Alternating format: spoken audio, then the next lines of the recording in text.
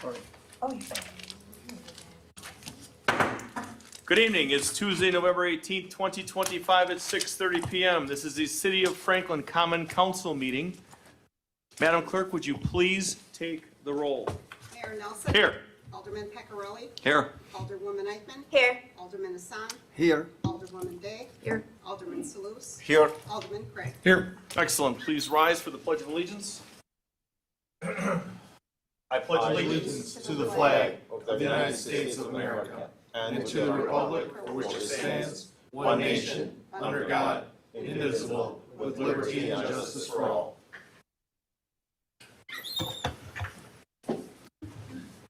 So next up, we've got a few certificates and proclamations to read. The first one is a certificate of recognition of Kalis Playground 10-year anniversary. And Ms. Runty is here. If we could please go over here and I will read and present. And great thing.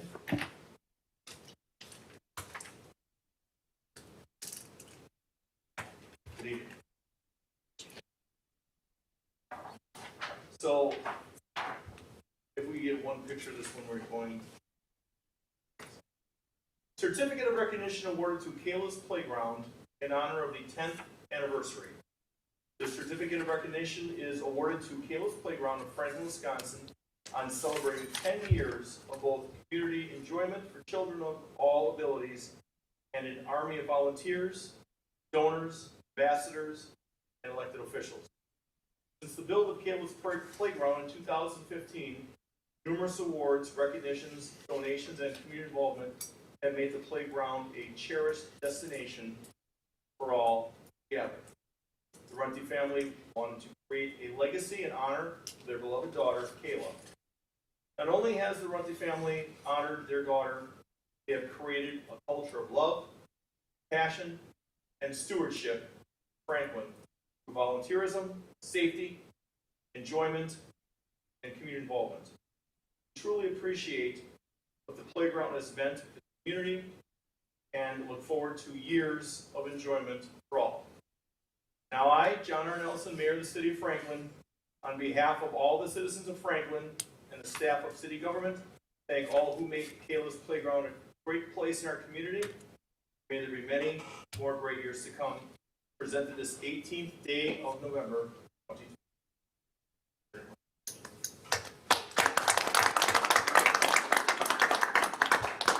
You got the floor. I do. On behalf of our advisory board and our 1,000 volunteers,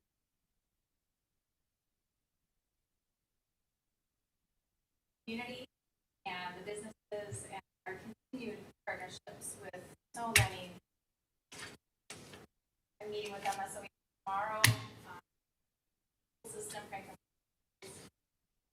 a multitude of so I think the support from the Common Council as well as the as well. Thank you, Shelley. Thank you, Shelley.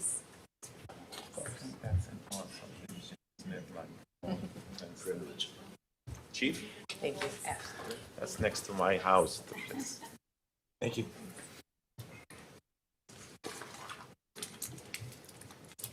Thank you, Chief, for joining up here. The second proclamation tonight is a proclamation honoring Crash Responder Safety Week, November 17th to the 21st. So there's a number of whereases here, so please bear with me. Whereas first responders across the state of Wisconsin, including law enforcement officers, firefighters, emergency medical services, and towing and recovery operations respond to thousands of roadway incidents each year. And whereas these dedicated men and women risk their own safety to aid motorists, clear roadways, and keep traffic moving safely, often while operating only feet away from moving vehicles in high-risk environments. And whereas as of October 27, 2025, we have tragically lost 28 first responders across our country struck by fatality incidents. And whereas Crash Responder Safety Week observed November 17th 21st, 2025, the national campaign led by the Federal Highway Administration and supported by Wisconsin's public safety agencies to raise awareness of the critical need to protect roadway responders. And this year's theme is Safety Starts With You. Move over or slow down. And whereas Wisconsin's move over law requires drivers to change lanes or slow down when approaching any stopped emergency, maintenance, or tow vehicle with flashing lights. A simple but life-saving act that helps ensure first responders return home safely. And whereas the City of Franklin proudly recognizes the commitment and courage of all first responders across Wisconsin, including the members of the Franklin Police Department and Franklin Fire Department, for their dedication, public safety, and service to our community. And whereas, by observing Crash Responder Safety Week, we honor the sacrifices of Wisconsin's first responders and reaffirm our shared responsibility to drive attentively and safely around those who protect us. Now therefore, I, John R. Nelson, Mayor of the City of Franklin, Wisconsin, do hereby proclaim the week of November 17th to 21st, 2025, Crash Responder Safety Week in the City of Franklin, and encourage all residents to join in recognizing and honoring the service and sacrifice of our community's crash responders by practicing safe and responsible driving habits. In witness thereof, I have hereunto set my hand and cause the seal of the City of Franklin, fixed this 18th day of November, 2025.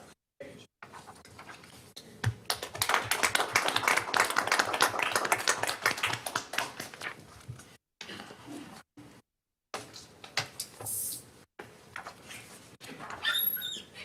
Okay, moving on to item B, as in boy number 3, citizen comment period. I will read these verbatim.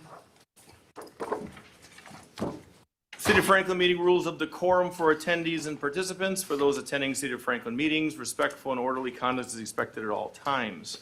Disruptive or unruly behavior, including but not limited to clapping, verbal disruptions, signs, and outbursts will not be tolerated.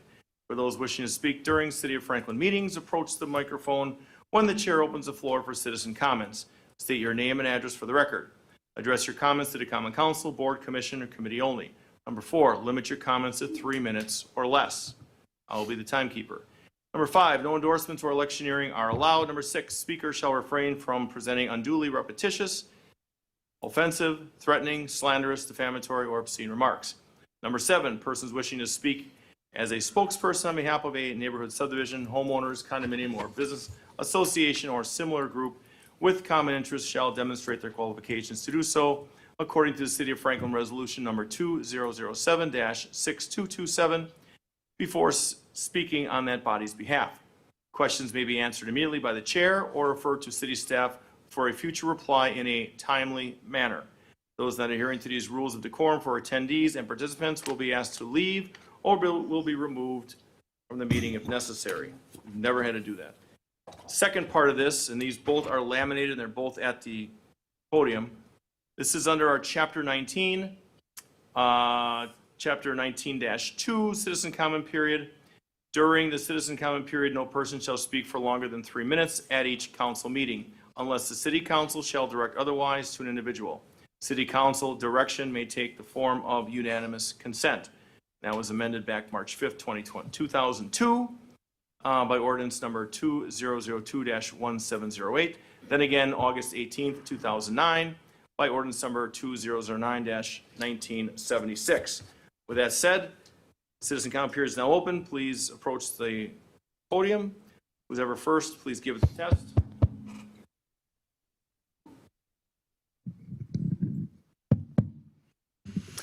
My name is Kathleen Richard. I live at 10252 West Era Lane in here in Franklin. I've been coming to Common Council's meetings for a year now. I support you guys, but I'm really kind of frustrated. Today, I went and gave blood at the fire department. Seen pictures of the mold that is in the fire department in number 1. I encourage all of you to go look at it. We're pouring money into this place and it's a hot mess. So I encourage all of you to go check it out and see if putting this Band-Aid on the fire department is a good choice or if we need to be looking at building a new one. Thank you.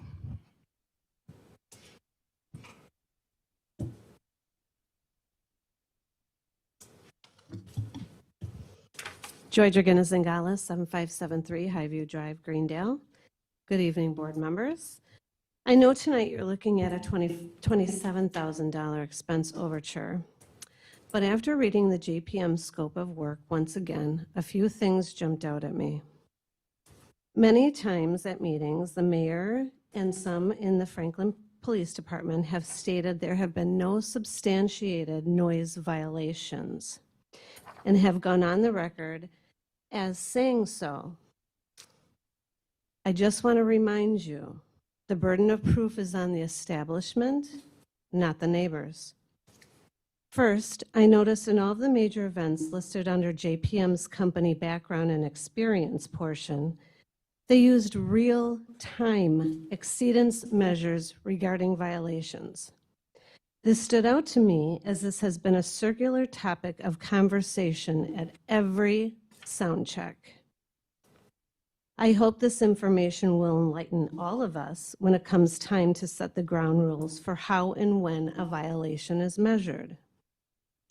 Second, at the bottom of page 24 in the scope of work, JPM states, in quotes, frequency analysis is not collected by the existing rock monitors or any audio under 75 decibels. Why are the monitors set to a decibel level that is not allowed by ordinance and has been refuted by county officials, including County Executive David Crawley? According to the resolution passed by the board in 2024, the monitors will be set to the appropriate decibel levels per the ordinance. Franklin ordinance states the receiving district determines which noise ordinance must be followed. The receiving districts surrounding the property are residential, which fall within 50 and 45 decibels to be compliant. No wonder why violations are not captured, as the monitor settings are not compliant with the ordinance. In fact, the monitor settings are at the very least 25 decibels over the highest level allowed. With this said, I hope the city and the mayor will no longer imply there have been no substantiated violations from the ROC and rectify the standing issues so we can find real resolution to an over a decade of problems. Thank you.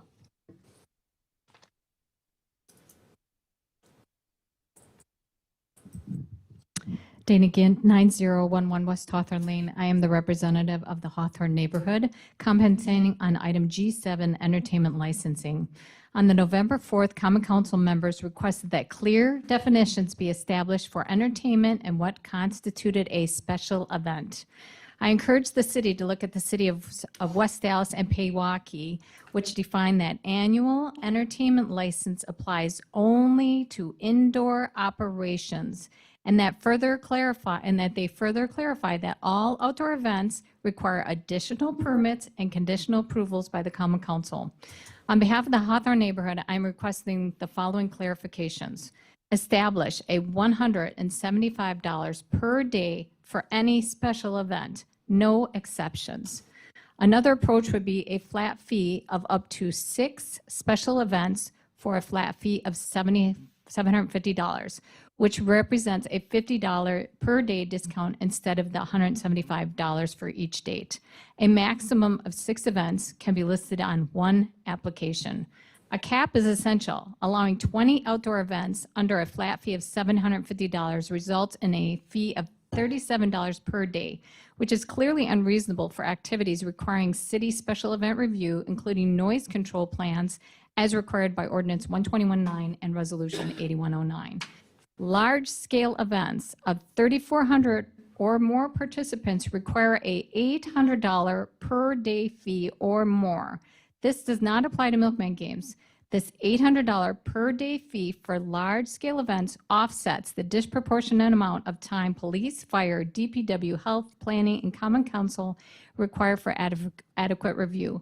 This is not 200 people at a beer garden with music that ends at 9. Large-scale events require a noise control plan, accurate monitoring, mitigation requirements, and other safety concerns and impacts. For events that charge $35 to $129 per ticket for 3,400 people, this is under 24 cents per attendee. For reference regarding fees, I paid more in open records requests related to this development than the developer paid for an entire year of over 120 events.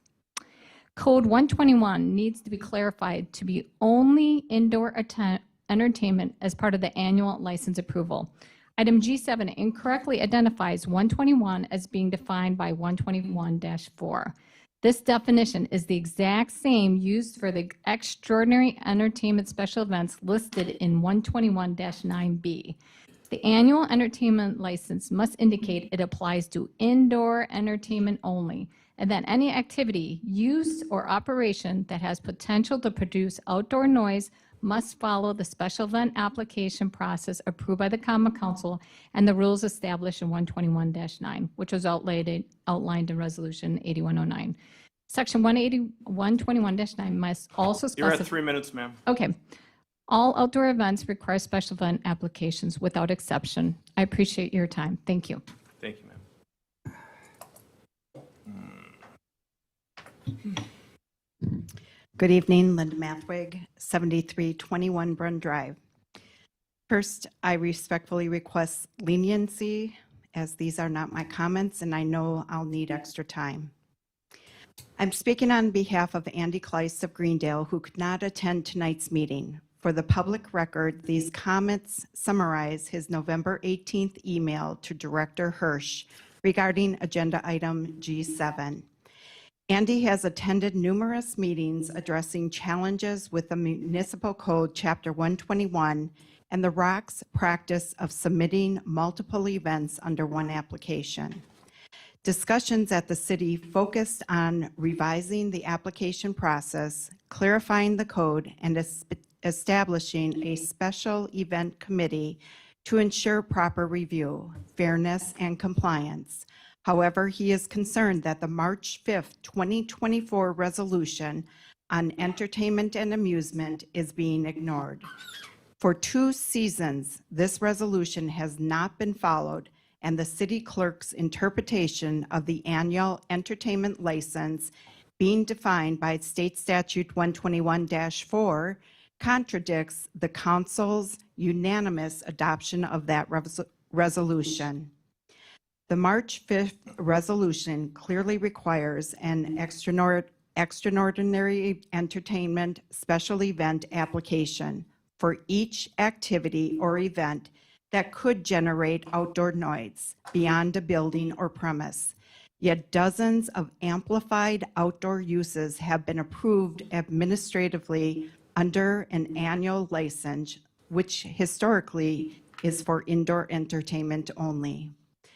State Statute 121-4 defines entertainment and amusement broadly. Concerts, shows, athletic events, modern uses such as DJs and parties and graduations should be included, but the distinction between indoor and outdoor entertainment must be clearly defined and the approval process enforced consistently.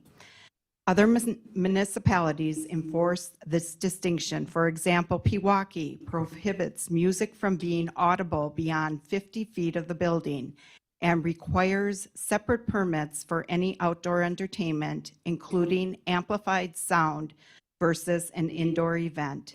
Their fee structure is $300 a day for outdoor events with alcohol or amplified music, and $150 per day for smaller events without alcohol and no music.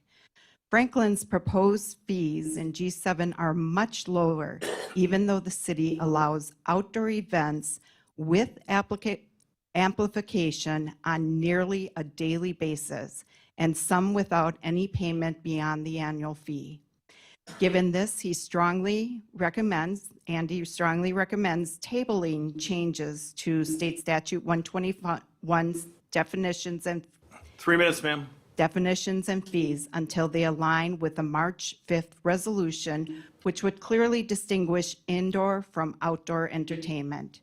Franklin should also conduct regular fee reviews, such as every 2 years, similar to Pewaukee, Oak Creek, and West Allis. This will ensure the fees are fair and adequate.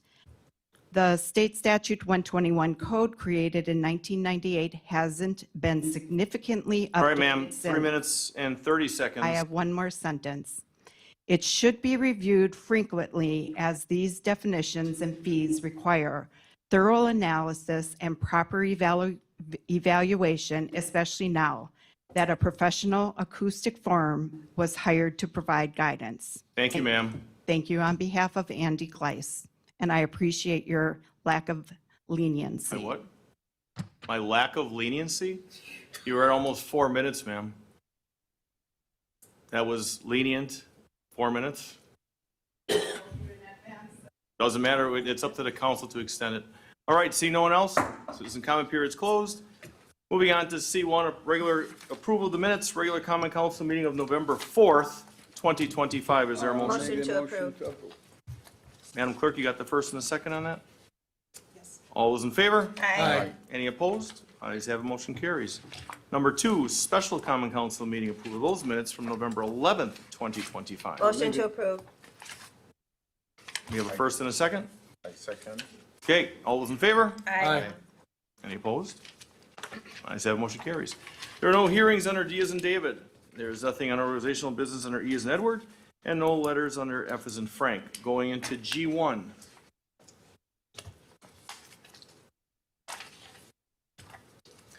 Motion to authorize the Director of Health and Human Services to accept and execute the grant contract for the 2025-2026 Division of Public Health Consolidated Contract.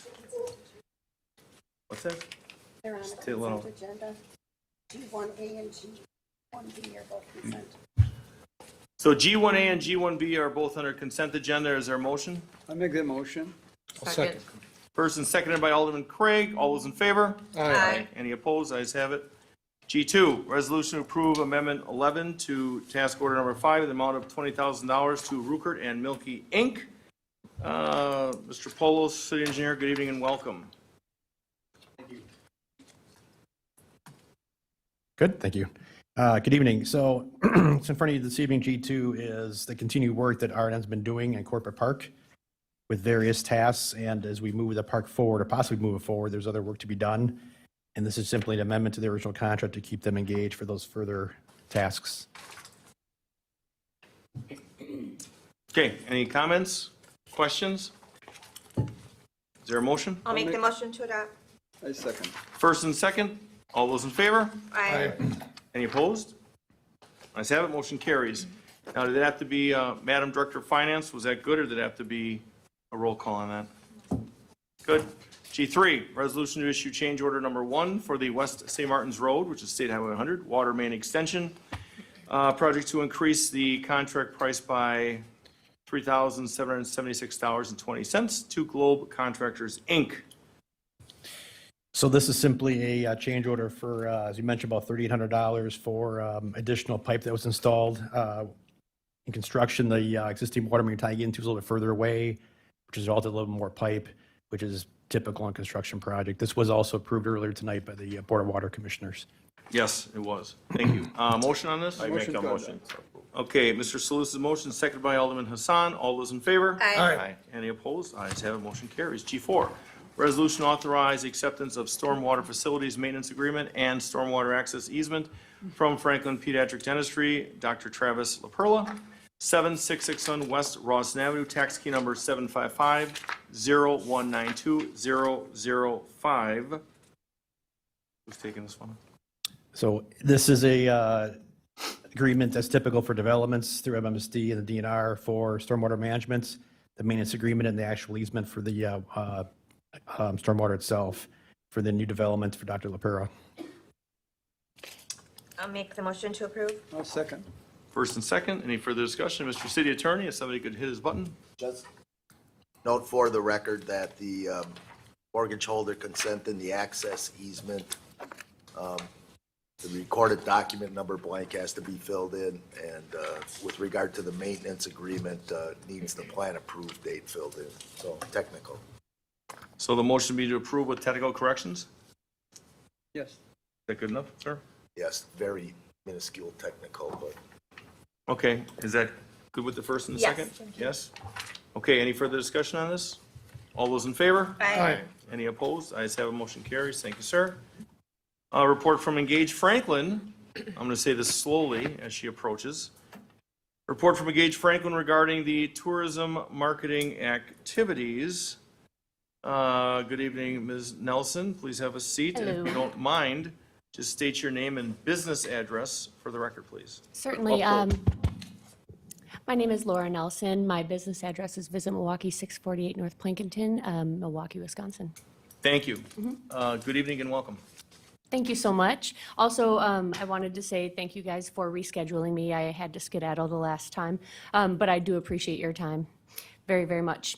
So Engage Franklin is kind of at a precipice of some growth, which is really exciting. Just to note also ahead of time that Alderwoman Eichmann is on our board, as well as Mr. Wiley, who's on the Tourism Commission, so we have full representation, and those folks are available also to answer questions, but I think you all have my cell by now, and if you don't, just ask. Oh, thank you. I'm a righty. Okay, so I just wanted to share a few short slides on what we've been up to and some of the exciting things we have for the future. So in 2025, we, here, I think I should be able to move that. There we go. In 2025, we've logged a couple of wins, which I find to be truly exciting for the city of Franklin. And that's in addition to some of the existing wins that we've had, like rebooking the Greater Milwaukee Golf Show, things like that. But these are just some new things that we have on the horizon. Snowvana actually just happened in this little, right up here, we have that it's about to happen. I apologize, that was from last meeting. But it did just happen, and it logged 77 room nights in the city of Franklin. It is definitely humble, but it is growing, and we had extreme interest in rebooking this event. So this will be happening again next year, and they hope to grow. They said that about 70% of their attendees were from the Chicagoland area, which means perhaps they didn't stay overnight, at least 77 or so of them did, but in the long run, they did most likely fill up their gas tank, have some dinner, and then go home with some ski equipment, which is pretty exciting. DUI Sports is a basketball tournament, a basketball rights holder, essentially, who has hosted 4 basketball tournaments right here in Franklin. They want to do more. There's some bidding fees associated with that we're working out financially, but we certainly intend to get to. So in the sports world, oftentimes you do have to kind of buy the business in order to get them to host in your area. It's not just about feasibility, it's about winning the business. So we are working very strongly on that, and they absolutely love what they've seen so far. Brandon is working on a pickleball tournament that is pending the courts at Lion Legend Park. If you do have questions about this, I will tell you in advance, I'm not fully immersed in this conversation just yet, so I would have to lean into Brandon on those, but I do know that he's very excited and pursuing it strongly. And currently happening is the Root River Classic. So as you can tell, it's over at Root River Center. Tammy has essentially modeled a tournament here that they have done in Green Bay that has resulted in multiple overnight stays. It's so far hasn't necessarily produced as many overnight stays as she wanted, but we're working really closely. Well, maybe it has. Actually, she's working on tracking those overnight stays. So we're talking with our hotel partners about how we can best do that.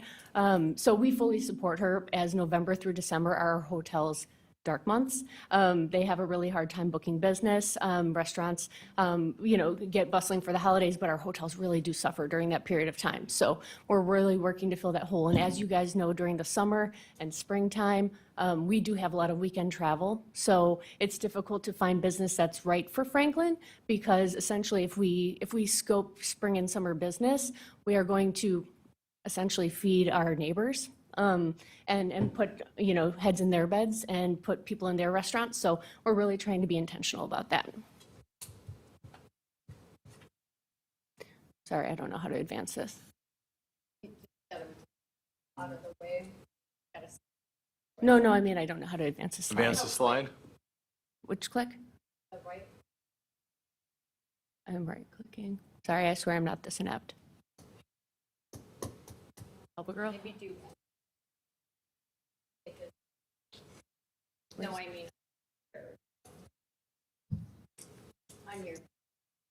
I'm sorry. No, that's It's a PowerPoint, so my bad. I don't really see a spot to advance in. No. No. Focus and opportunities. All right, beautiful. Thank you. Really genuinely appreciate it.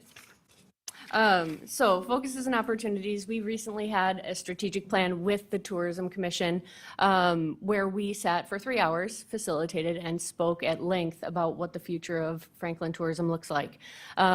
We agreed on absolutely most. We disagreed very healthily on some things, and we came up with some really, really good opportunities for Franklin, some of which we've started, others of which, of course, we need to build on. We have a current website for Engage Franklin with a robust calendar of events. That is going to be an ever-changing and ever-building type of thing. It's a goal that we have achieved initiating, but we haven't quite achieved fulfilling entirely, but it is going to be a focus for the future. Building a social media presence. We do have somebody who's very talented at digital marketing, but really what we need to do is back that with dollars, and we're going to find a way to do that because as with anything social, it's great if you have organic content and things like that, but really you do have to buy your presence. Emerging partnership program. We do have some partners who are paying in for partnership that are receiving benefits, all of which have spoken that they're very pleased with the partnership so far, but it's really in its infancy, and I believe that we have a lot of room to grow there, especially because I believe that essentially the exposure for Franklin businesses to visitors is kind of the core of what we do. It's our job to line their pockets. It's our job to put visitor dollars in their cash registers. So that's important. Did I just date myself? I said cash registers, right? Right. Anyway, so we will do continued facilitated strategy sessions with the Tourism Commission. I believe that's very important to stay aligned. Industry best practices are very important as well. So by that, what I mean is attending industry events such as the Wisconsin Governor's Conference on Tourism Destinations, Wisconsin's Fall Tourism Convention, attending Sports ETA Symposium where rights holders of sports tournaments come to do mini dates to see if you're a good fit for their event. So this is something that I am very passionate about, to make sure that what's going on in the best of the best in Wisconsin is also going to go on in Franklin, and that we follow that model because we really don't have to reinvent it here. And then, let's see here. Yeah, we need to track our room nights better. We're going to be working on that. We've done some great things, like I mentioned on that first slide, but I think what we can do better is really talk about the ROI there. And that's working with our hotel partners to not just like anecdotally speak about who's staying in their properties, but actually track it, booking links, making sure that we're doing that, and also making sure we're choosing the right business, because if we're booking an event and they're not actually staying overnight, or we don't have a way of tracking it, we need to either find a way to track it or find a new event. Community awareness.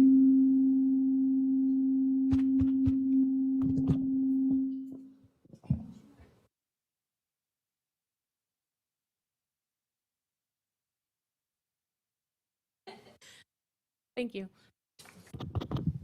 Hello? No? Hello?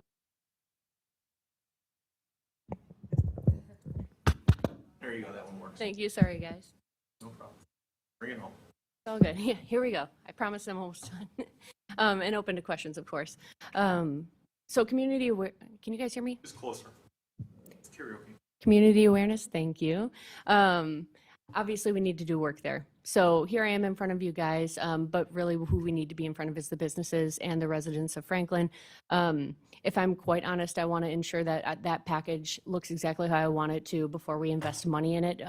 But we definitely understand the importance of representing the community, but also making the community a friend of tourism.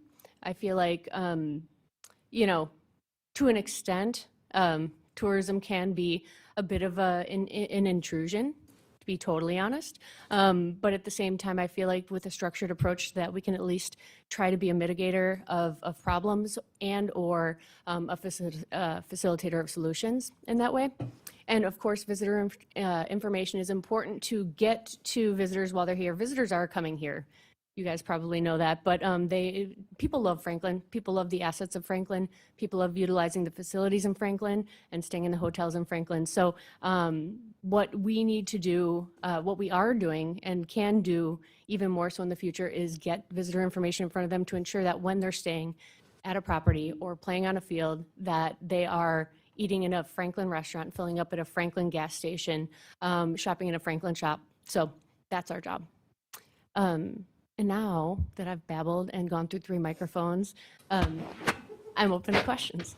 I'll start. Thank you very much, Laura, for the work that you do and the commission does, and Alderwoman Eichman and you guys. Mr. Wiley, who's here, definitely needs to be recognized. It's like that. It's the team that's making things work and bringing things to our fine city, and also highlighting a lot of areas. And we've got a lot of great things to offer. And it's just an amazing city, and a lot of great things are happening. So I want to thank you for your work. So I'll open this up now to other members of the council if they wish to add something, say something. Mr. Craig. Yes. Welcome back. Thank you. It's been a hot minute since you've been in front of us. I know, I've kind of missed it. So, yeah. I want to lead off with, first off, maybe I missed it, and it's buried in the boxes that were flooded in August with the rain, but I don't ever recall seeing a comprehensive report that you said we were going to get regarding Enchant, or did I miss that? I did send an economic impact report. Yes, Okay. I did send that. I believe, I do recall sending it. I don't recall to whom I sent it. I can actually dig that up. I'm certain it's in my sent box. Okay. If you don't mind resending it to the clerk, Yeah. and she can distribute it to the electeds. Absolutely. Rad. Thank you. And some of the stuff that you mentioned, I think, is really vital for what you want to kind of accomplish with the tourism and engage Franklin. When you talk about tracking, how would that look? Like, what is that? How is that that infrastructure going to get built out? Yeah, so there is a process that's best practice, as I mentioned, industry best practices that we need to put into place. It's just a booking pickup report.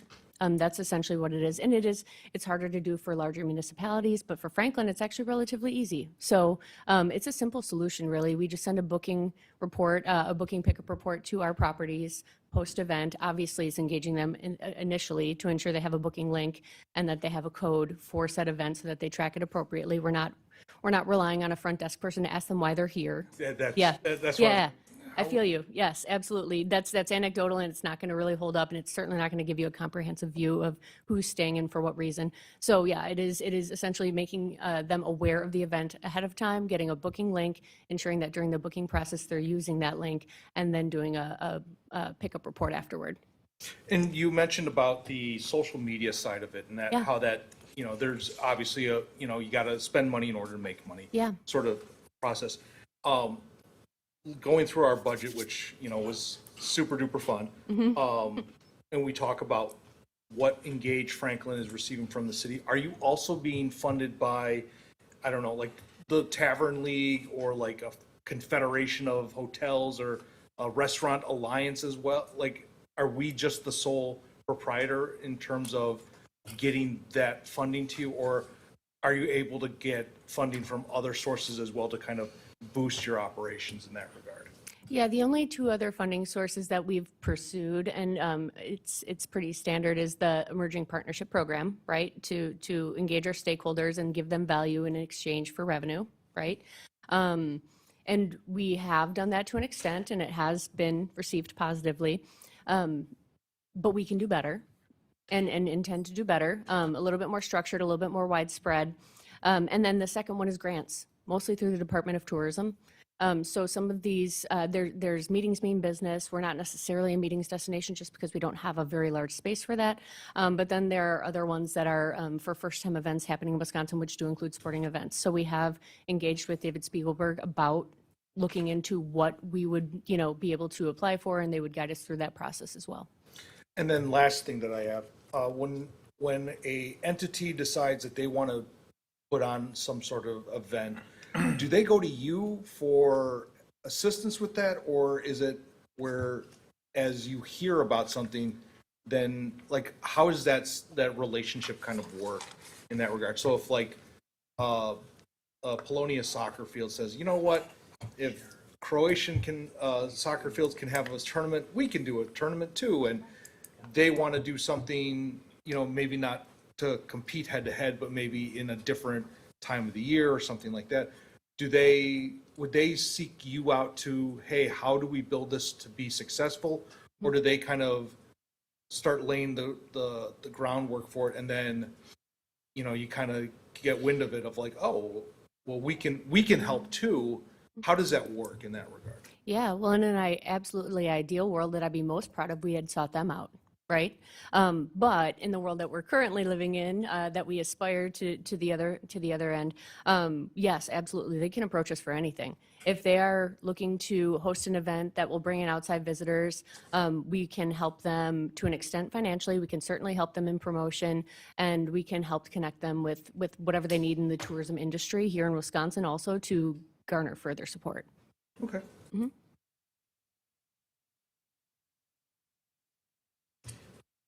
Thank you so much.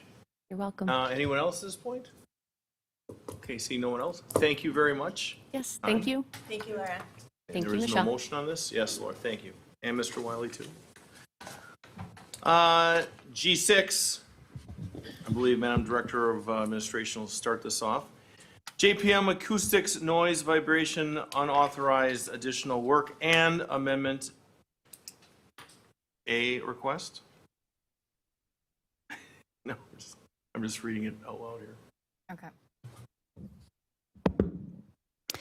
I have John with JPM on the phone with us. I've asked him to join us so he can answer any questions that the council might have of regarding the amendment and the incurred charges.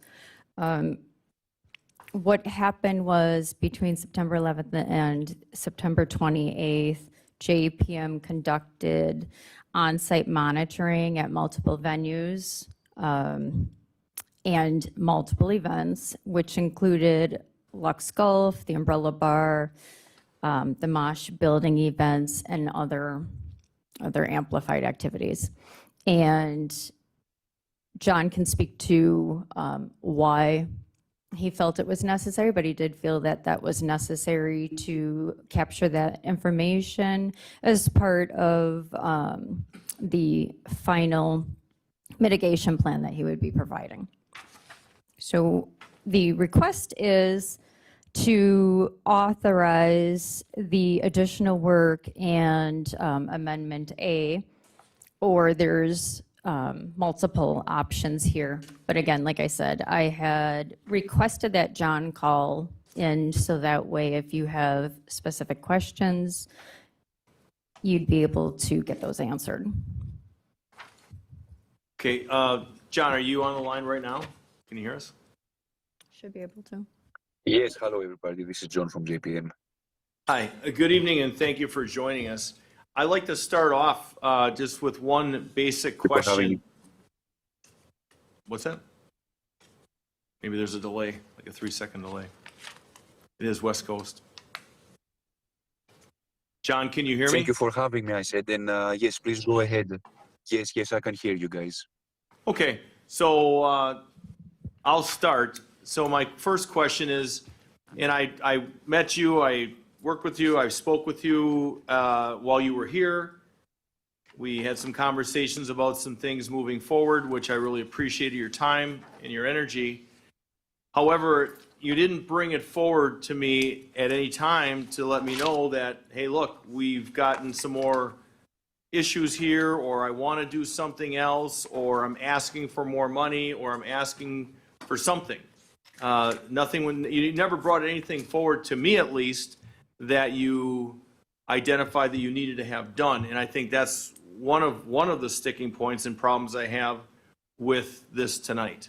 So can you tell me why you didn't bring that forward to me or anyone else? Or if you did bring it to somebody else, who was that prior to doing the work? Yes, I apologize about that. I understand what you are saying. Basically, I did mention that clearly to Kelly Harris that we have on contract to have me on site only for the Taco and Tequila event, which was a two days essentially part of the original contract. And I would have to see what are the schedules of all of the other events. And as things unfold, I will have to collect data and then evaluate my additional times for the amendment. So I was assuming that that was relayed to whoever would be responsible, to review this. But I actually had to see the schedules of the events and collect the data. And I believe we have some amounts, hourly fees, etc., on the original contract. But I definitely understand what you are saying. I mean, I had to execute the work, and I'm sorry, could you say I that? think it was the best thing that I could do. We must have There some. were certain evenings. Yes, probably I have some delay. I'm sorry about that. I hear you though clearly on my end. Okay. There were certain evenings where there were multiple events ongoing, so I had to be present, understand what was going on, and make decisions on the fly in terms of where I would like to have my permanent locations, and where I would have to also be with the additional equipment and collect short duration data. So it was it was impossible to predict, let's say, the invoices and the amount of work I would have to do and provide a request for an amendment before I actually did the work. But I relate that to Kelly so that we at least have a heads up that there is some amendments most likely that are going to be coming up. Okay, so let me go back a few steps. So if there was extra work to be done, again, I understand you were here. I talked to you numerous times, numerous days. That was just what I thought was your scope, and whatever it was to do, you had to do. And I thought you were doing a very thorough job because you explained to me what you were doing, and I appreciated that. Again, I'm not sure why you went forward with a scope of, you're looking for, over $27,000 more dollars than what we agreed on, and that's a big deal. And I don't question that the work perhaps needed to be done. I don't question the accuracy of your data that you collected needed to be done this way. I guess the problem is that it wasn't saying to somebody directly, look, if I need to do this, but it's going to be an increased cost, and had that been done, that could have been something that we could have either brought to council at the possible next meeting. We could have worked with our finance director. We could have done something other than be surprised with an invoice, and not in a good way. So for right now, I'm going to stop because I got two alders. The first one is Alderwoman Day, and the second one is Alderwoman Eichman that would like to speak with you. And I believe there is a delay a little bit. Thank you, John, for calling in tonight. So I echo some of what the mayor has said. I was surprised to see this coming forward. And I guess I want to start with, my question is, when I'm looking at your original scope of work with us, I'm looking at, for everybody that has the packet, I'm looking at our packet page 99, or their scope, page 22. So number 3 says, conduct basic preliminary measurements inside the rock areas generating the most noise levels of concern, including PA systems, et cetera, et cetera. And number 4 says, conduct on-site measurements for one major weekend event with senior engineer on site. So I guess my question is, when I look at what was sent to us for Amendment A, I want to know how those things that are in the Amendment A were not part of what was in the original scope of work document, and also how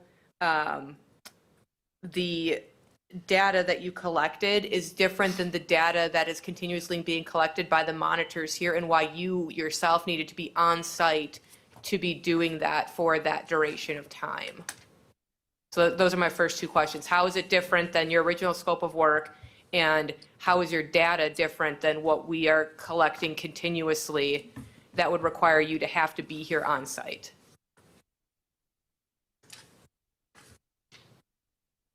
Okay, copy that. Thank you for the questions. So essentially, the original contract is for one event, and the issue is not only the tacos and tequila, but also the umbrella bar events. There were two types of different events, so we had to record those also. There was the large interior space, the barn building, that creates a lot of noise also. There were, I think, 2 events ongoing while I was there, the 2 weeks.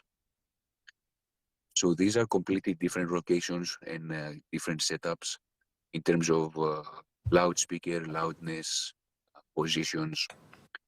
And the existing monitors are essentially at the property, at some positions at the property line of the ROC, but they are not necessarily covering the different areas for each project, for each event. And also, being on site is really important to collect data at close vicinity at multiple positions, so that then I can extrapolate and I can make calculations to predict what are the mitigation measures that we can apply to control those specific noise sources with specific nuances for each different event. We also had to collect the data for the Halloween event, which again, it's a completely different location with completely different loudspeaker setups and operations. So that's pretty much, in a nutshell. And I do understand that, the amount is approximately 25-30% of the original contract. So I do understand it's a high percentage to add for an amendment, for an addition.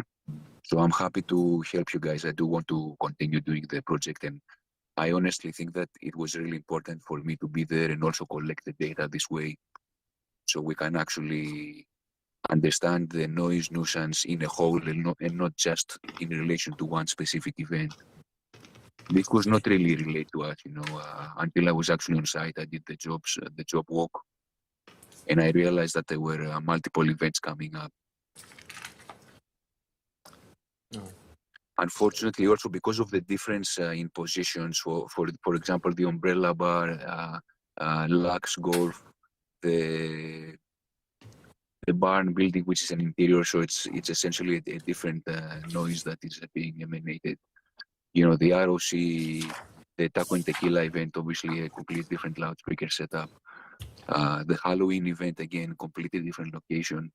So it was not just a matter of me being on site, understanding the project and collecting data in the near vicinity of the event. I also had to relocate my permanent positions for each event accordingly. So I had to coordinate that. It wasn't really possible to either drop off 3 stations and let them run for a month, which was essentially the plan, and or collect data from the existing stationary monitors that the ROC has right now. But essentially, our contract was just for the one event, Yeah, and I understand. If it is a matter of budget, if it's a matter of budget, I'm willing to give you guys some kind of discount, and I'm happy to do the best I can, So I don't want my clients to feel that I'm trying to overcharge or take advantage of the situation or anything like that. So I can understand what you're saying in that the events that you were trying to capture are in different locations with different sound systems, and I understand all of that. I guess it's a lot of extra things that were done, I guess. It's not that we don't think they were necessary. It's just, it wasn't, I guess, communicated in the best fashion. And the one thing I will say, and I guess this is kind of where I'm stuck this evening, is that the 27,750 that is in here as the total for the amendment is basically, you know, a third of the overall total that we had before. So we're adding, you know, quite a bit more money, and there's no real itemization here. So for that amount of money, especially for something that we didn't necessarily ask for, I would like to see it broken down and itemized before we can move forward and decide, you know, what may or may not be a negotiable piece here. It's a hard pill for me to swallow, that much money without any sort of breakdown of what was occurring for that. So with that, I'll yield for now. Alderwoman Ekman? Thank you, Mayor. You have to speak up, though. I'm going to start by echoing some of the mayor's questions because I maybe didn't hear the answers or they weren't clear. Did you, along the way in doing this extra scope of work, have any communication with anybody from the city of Franklin that you were putting extra work into this? John? Yes, with our main point of, yes. I don't know if you hear me. Thank you for the question. I just to reply to the last point about the itemization of the additional work. It is itemized in the amendment document, and the document is essentially our original proposal for the original contract for transparency, and right underneath that table, we have table 2, which is basically the amendment, and the different services are itemized. I do want to bring to your attention that the fees are not only for the equipment and the time that I was extra there, but it's also for the time that it will take me to study the data and run calculations for all of those different events and locations. So it's not assuming, please don't assume it's not just those 2 weeks that I was on site additionally to the 2 days originally planned. But yes, let's go to your question, and thanks for that. I did speak with Kelly, which was our main point of contact, and I assumed that because obviously I was on site, and the one option was to come back to California and then figure out what we're going to be doing. But by that time, the Halloween event would have passed, and the umbrella events would have passed. And then we would be looking at next year, the next season coming up with events.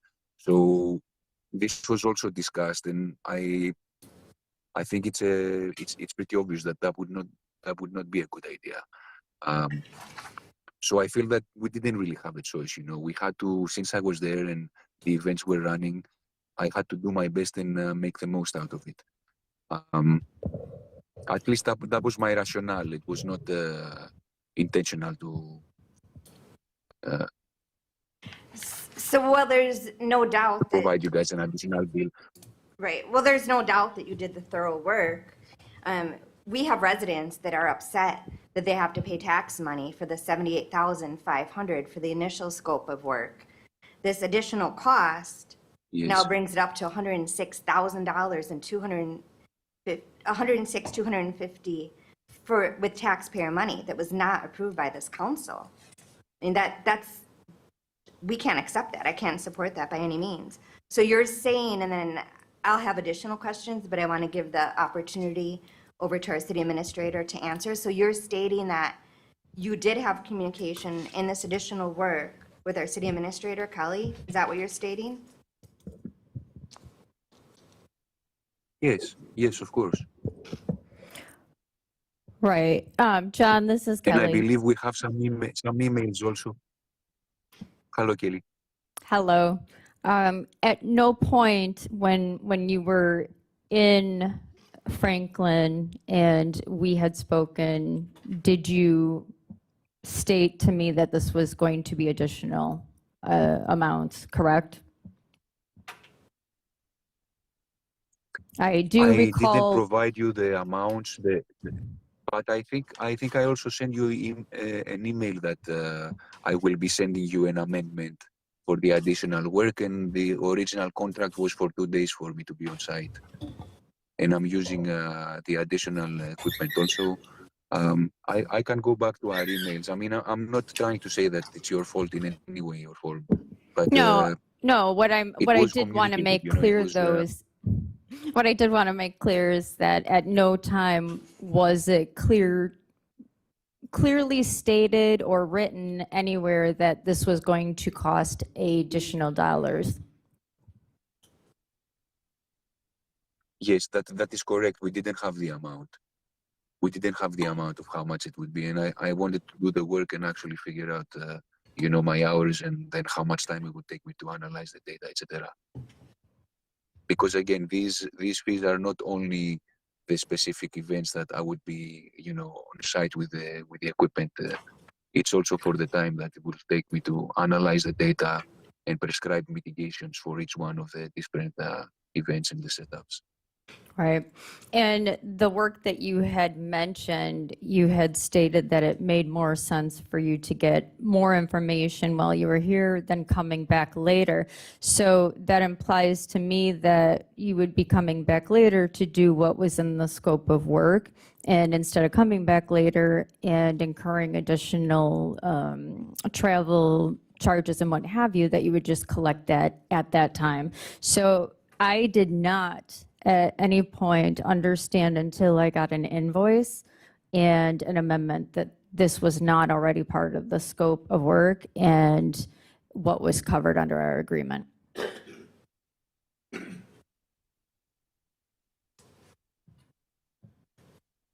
Okay, copy that.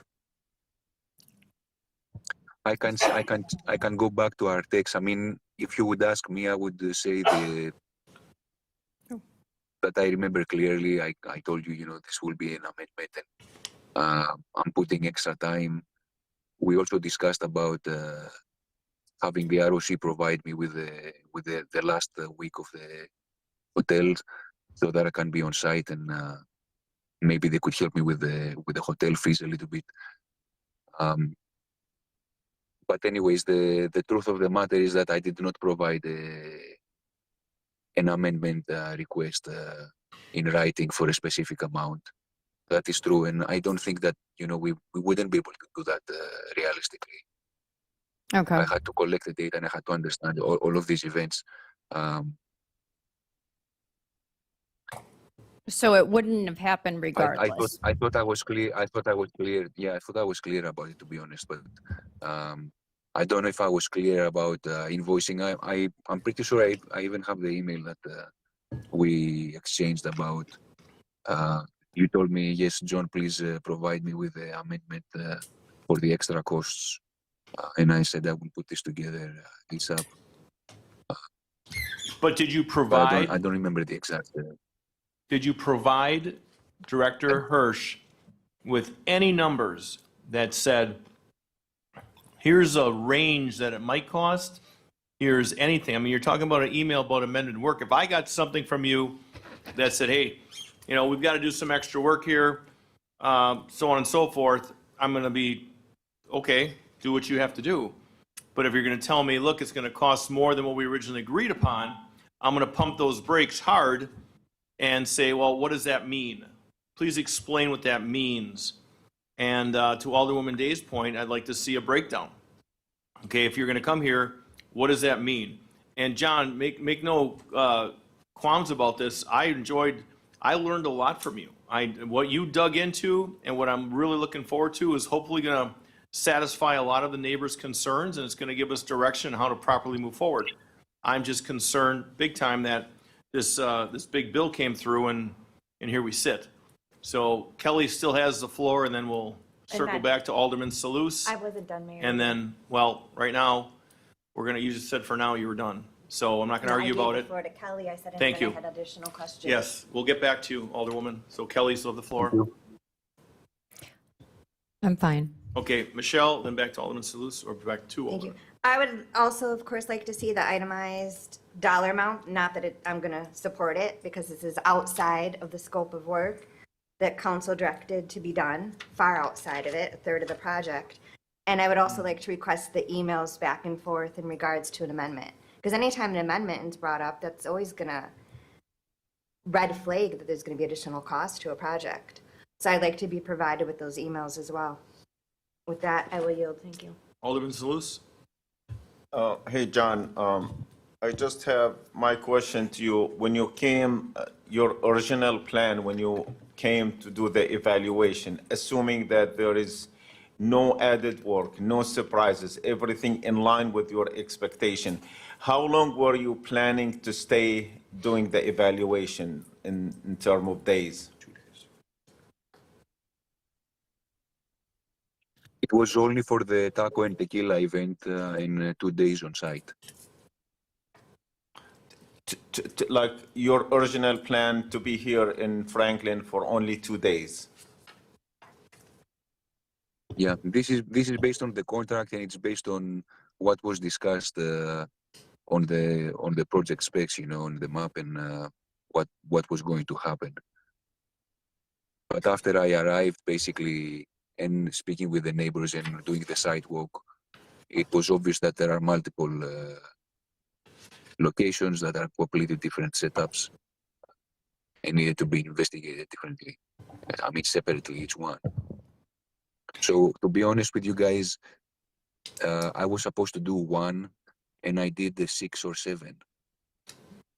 And I'm charging only 30% addition. Because you can look at it from that standpoint. So I thought that I was giving you a very fair pricing, and I didn't think in any way that there would be pushback. But I understand, if you have budgetary restrictions, or if you feel that this is unexpected costs, we can figure something out. I mean, worst case scenario, I cannot use, maybe I will not use that data and give an evaluation only for the tacos and tequila. But it's not the only noise nuisance issue. So it will not be a thorough study and prescription for mitigation. So just to understand that and I will be taking the cost of doing all of the extra work. But I mean, if you look at it quantitatively, and this is on the contract, we were supposed to do 1 event, and I did at least 5 or 6, and this is broken down in the amendment. It is itemized. I'm not sure why you're saying that it's not itemized. Maybe you haven't noticed the table, or I'm happy to be more thorough with specific with the hours I spent, etc. I didn't calculate the hours that I was in Franklin. I'm only calculating the hours that I was on site, setting up equipment, and then collecting the data in the equipment. But I'm also calculating the hours that I will take to actually do the study with all the extra data. So to summarize it, you originally planned to stay here for 2 days. You ended up staying for 2 weeks? Yeah. Yeah. Correct. And my second question, if you want to put a percentage on the data collection out of the whole job, out of the, I just want to know what percentage of the work you think has been achieved to date with the visit and whatever work that you have done.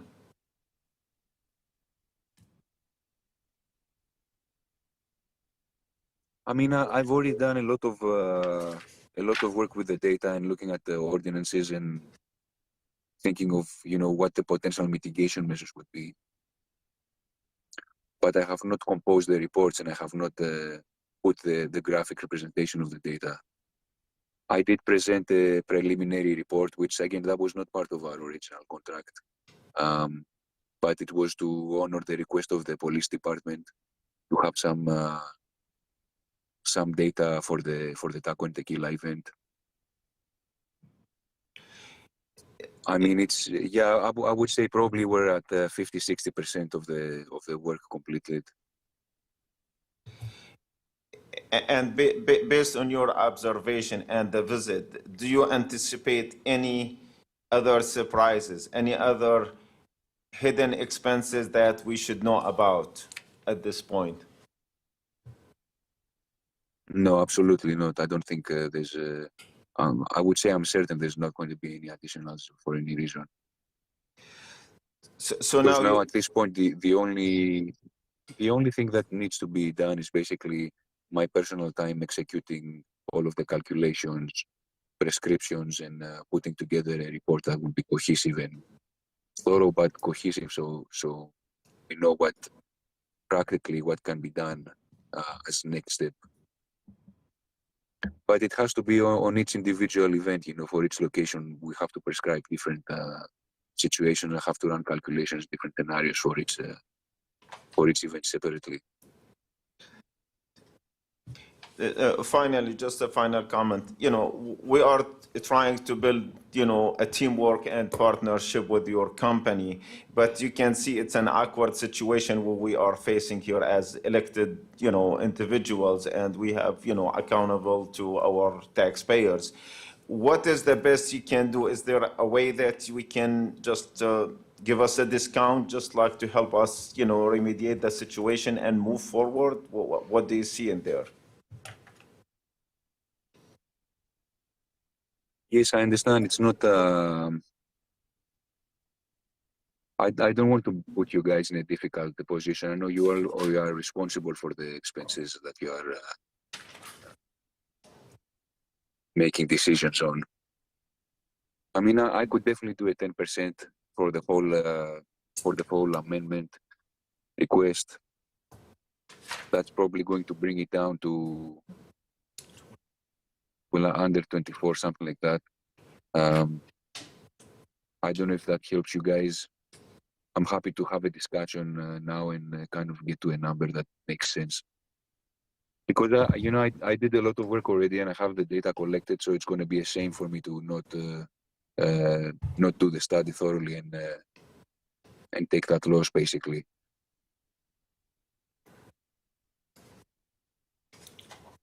Thank you very much. I yield.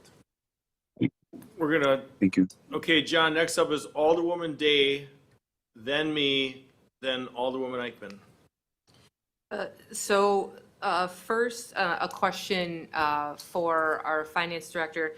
Of the original contract of the $78,500, how much has gone out the door to JPM already?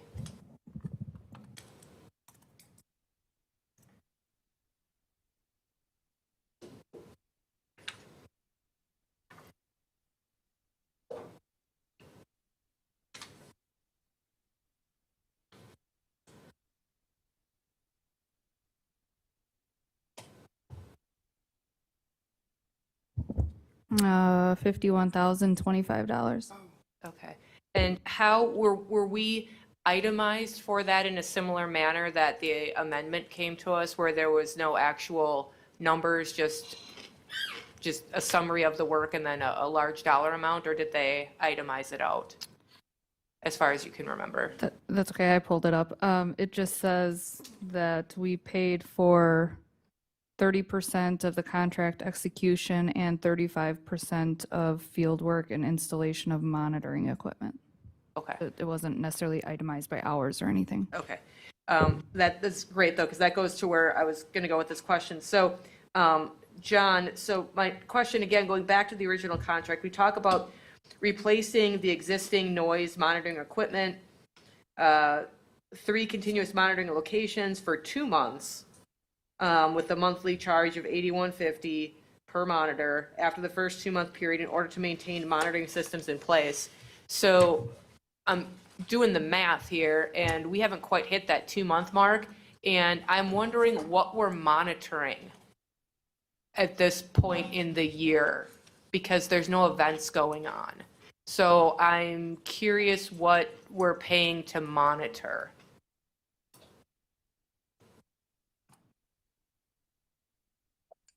Yes, that was the original plan, but when I was giving the schedule of the events, that plan had to be changed. It wouldn't make sense to leave the monitors like you're saying. After the first Halloween event, essentially I don't remember exactly the schedule, but we captured all of the events within those those 2 weeks that I stayed on site. So leaving the monitors would be redundant, leaving stationary monitors to collect the data. So they're not collecting the data right now because you believe you captured that while you were here for those 2 weeks? I mean, you guys have you don't have any events. It's not a, it's not a belief or a quantitative decision of myself. Or it's there are no events planned, so there's no point to collect data if there is no noise going on. Right. So I guess the purpose of that in there was because they would to sort of be set up during the optimal time of summer/fall to be capturing data from those various entities to look at. And I think that made swallowing the cost of all of it that much more. But if we're not having, are we still being charged $8,000 a month for all of the monitors? No, of course not. So will we receive Absolutely not. so our bill will be reduced then because that 78,000 incorporated 8,000 times 3 monitors times 2 months. So whatever that math is, that should come off our bill, correct? Well, it depends on how I charge you for the amendments. Okay. And then for the amendment, so I understand what you're saying, but I'm just saying that like the scope keeps changing without us really knowing what's going on, I guess is where I'm getting at. So we thought we had one thing yes, going but on and now there's an amendment. I can say the same though, the scope changed when I was on site. That is really not very common on my end also. But we have to work with what we have. So Okay, and then my last the key point is essentially what budget you guys have, and it's not to 78,500. nitpick the original. But last so question. I can provide one event. Well, do you want me to answer to your questions? So we can provide what is stated on the contract. I have no problem with that. And then But obviously it's causing. Yeah, go ahead. Sorry, go ahead. and then I just wanted to sort of further explain my question about what I mean when I say itemization, because I think we're defining that differently. When I think of an itemized amendment or an itemized contract, I'm thinking of like a time and materials kind of thing. So there's, you spent this many hours, this is your rate, this was the equipment, this is how much it cost. What days these events were. I mean, it says Lux Golf, Umbrella Bar, Mosh Building. There's no dates. The Halloween one has a date, but the other ones don't have dates or how many hours you were there. So to come up with the 27,000 without having that information, it's just sort of, I did this and here's a random amount of money. We have no way to kind of quantify that. So that's when I say itemization, that's what I mean. It's sort of a time and materials kind of thing. Is that something you can provide to us? Yes, it is provided. I don't know why you're saying that there are no dates. I'm looking at table 2, page 24 of the document with the amendment. And it clearly states the dates. I was on site from the beginning to the end of the events, which at certain occasions included 2 a.m. in the morning, 3 a.m. in the morning. I had to prepare and understand what is going to happen ahead of time. So I'm calculating a couple of hours at least from the previous day. And each item has its specific dates, except for the taco and tequila, which is, basically the two days of the original contract. Okay, so Alderwoman Day is yielding for now. So we're gonna go to me, then back to Alderwoman Eichman, and then Alderman Pecorelli. So the fact that you already have this data is extremely valuable. And I wouldn't be saying, look, you stayed here, You retrieve data, which is very important to how we're going to look at all these events moving forward. So I know that we need to use that data to complete your report. So that is my opinion and my vision about getting through this. But it's again, just reverts back to the added costs. So I think, and there's more talking because any amendment to this contract financially would have to lie on the council to move forward with any additional funds. So, but I really wouldn't say and mention anymore that you were here, you gathered great data, but you're not going to use it, and we're going to sit to the original cost. So with that, I'll yield for now, going to Alderwoman Eichman and then Alderman Pecorelli. Thank you. I mean, we hired you in this contract to come for the tacos and tequila event. I thought that we had a good working relationship. I was pleased that we found somebody with the expertise that you have.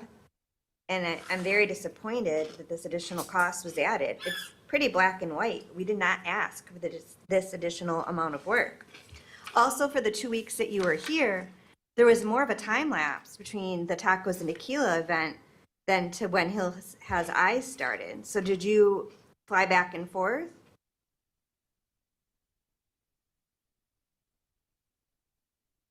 Yeah, so I'll give you a brief of the events that I logged.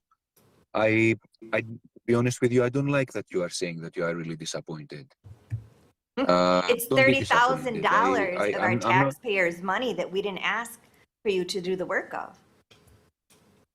I wish you would have come Yes, to but us but first it's and not, and said that you felt that this additional work and the scope of work was going to change for these events, and that you would have had communication with our city administrator and/or mayor that would have brought it to council and explained that you felt it was necessary to do this extra work. We can't just go handing out $30,000 of something that was not in your original contract.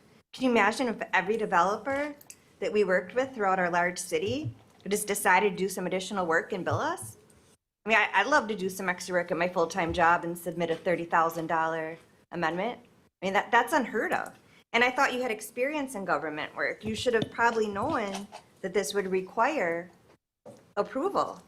So yes, I am disappointed. I'm pleased with the things that you did, but I'm very disappointed that you yourself decided to do extra work, costing us a lot more money.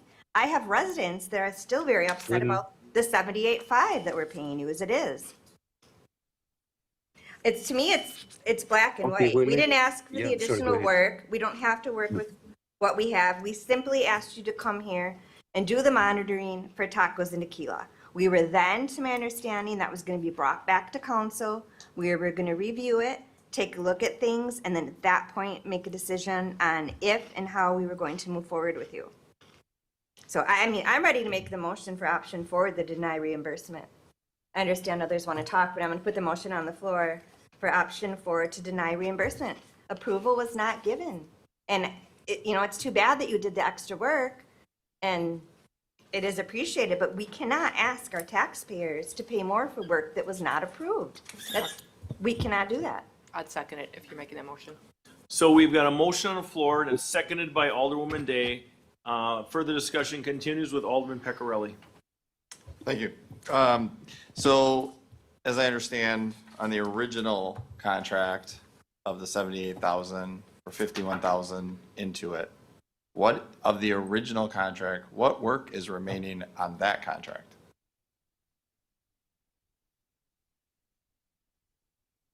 Calculations, mitigation scenarios, recommendations, and the report, of course.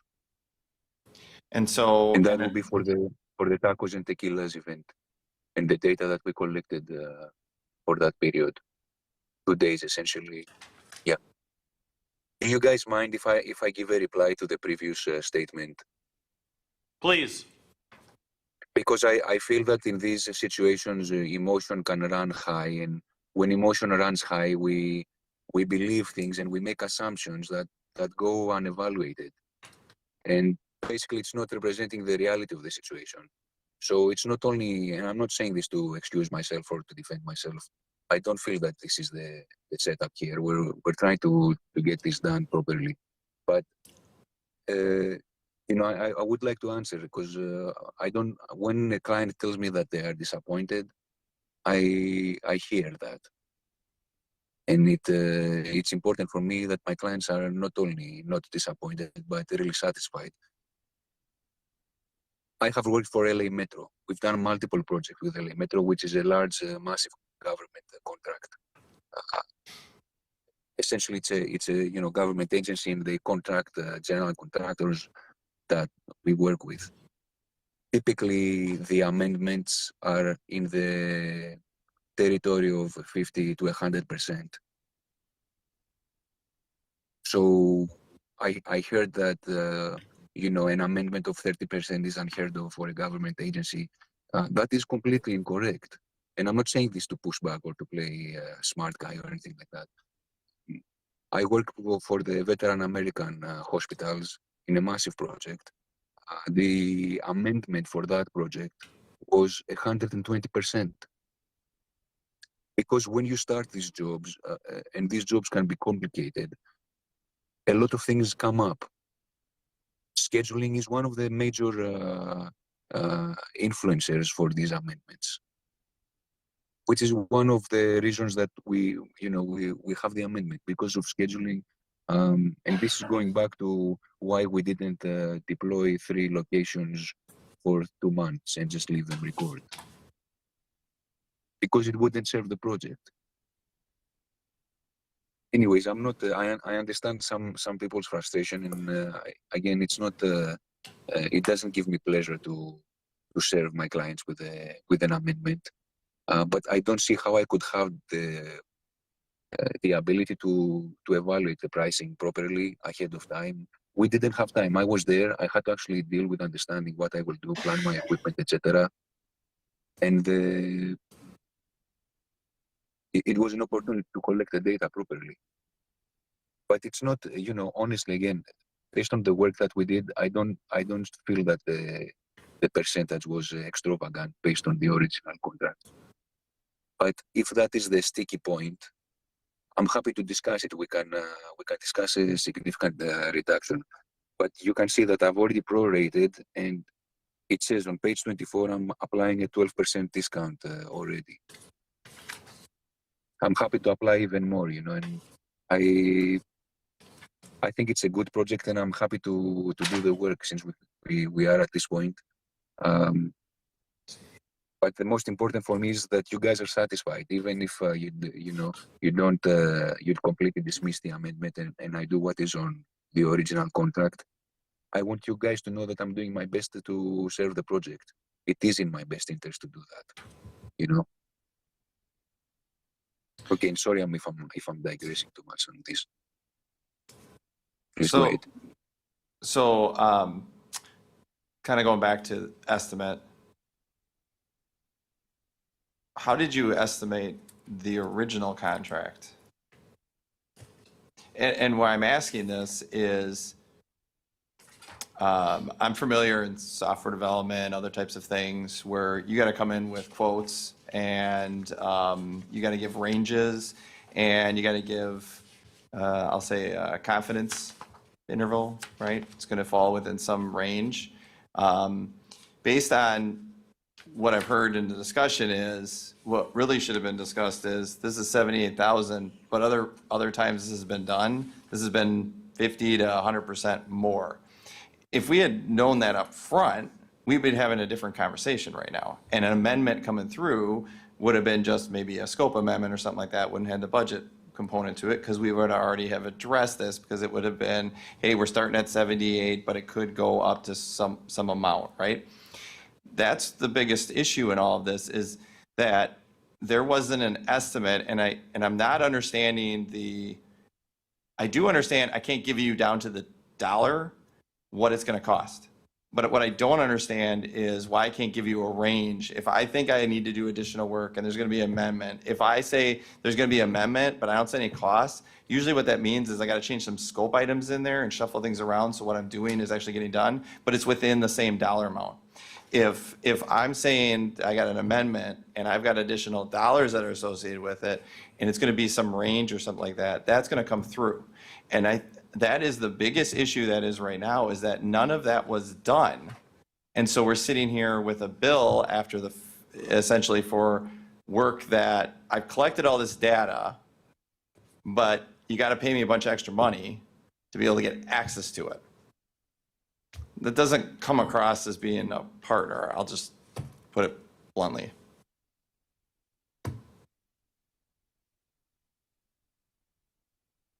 Well, what do you guys suggest? That I do it for free?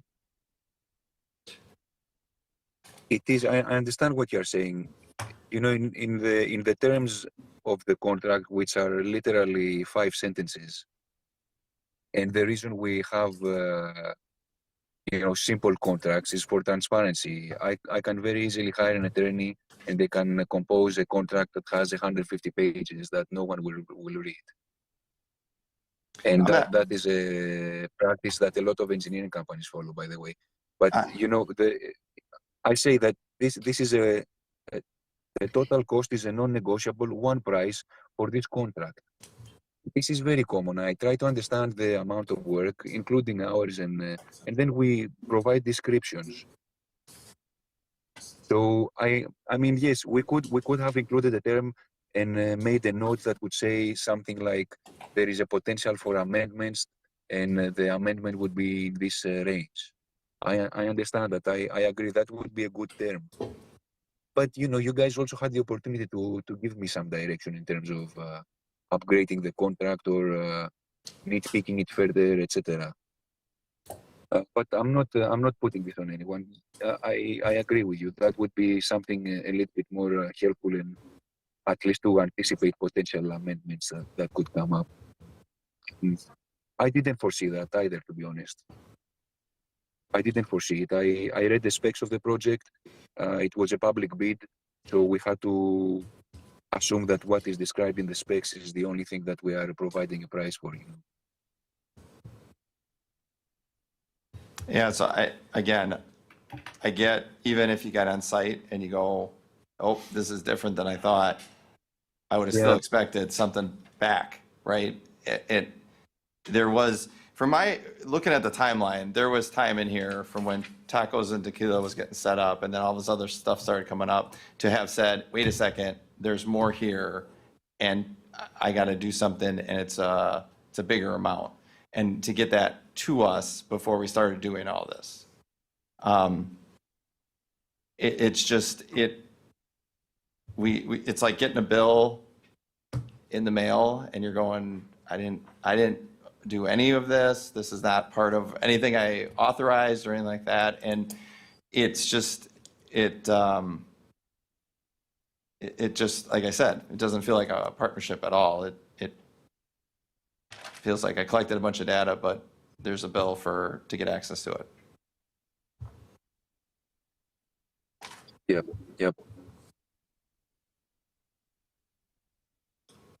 Yield. Back to Alderwoman Eichman, then Mr. Salus.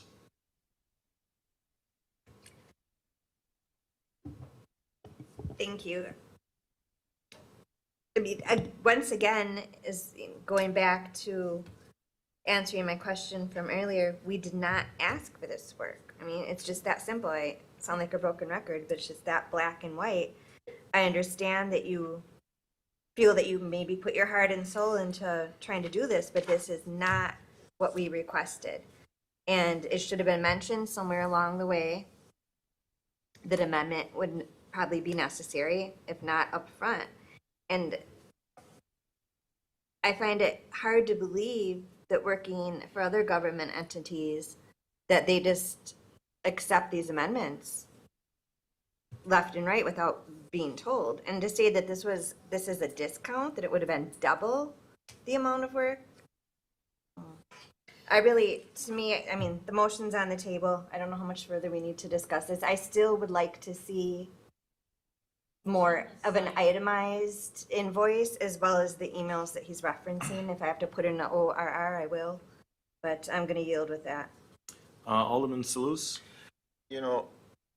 I do acknowledge that he probably did work that he did not anticipate to do. He came to site and there's a different reality what he had in mind.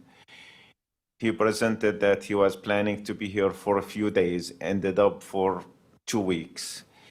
I do recognize the fault line. He should have at least informed the city. This is a new reality that it's gonna take extra amount of time on my side. But whatever happened, happened. I do propose that we give him 35% of that extra amount, like kind of 1/3 of it. This way that will help make up for his basic expenses. At the same time, we get the complete report and study done, because, otherwise the whole investment is gonna be going south. We went this far with it and we waited for this to happen for quite some time. That's very much my proposal. It's just like if Alderwoman Ekman, allow that rather than full denial, is to give him something, and to resolve the issue, if that's acceptable to you. Go ahead. So, you still got the floor? Basically, I'm asking for, rather than full denial, to pay him 35% of the added expense, like 35% of the 27,000. So before we go to Mr. Pecorelli, Alderwoman Eichman? No, my motion holds strong for option 4, deny reimbursement. Mr. Pecorelli? Can I ask to get it amended to not get rid of the data that was collected for a certain period of time after we get the study, after we get the finished product on this? Sure. Whether it's 90 days or 120 days or something like that. So, John? We typically keep all of the data, so you don't have to worry about that. I will not delete the data that we have. We keep them on hard drives, and it can be stored, for years. It's not an issue for us. I just, as we are discussing, I am looking at my emails, just because this has been mentioned several times that I didn't even mention this, and I did remember that I did clearly mention it, and it's also in writing.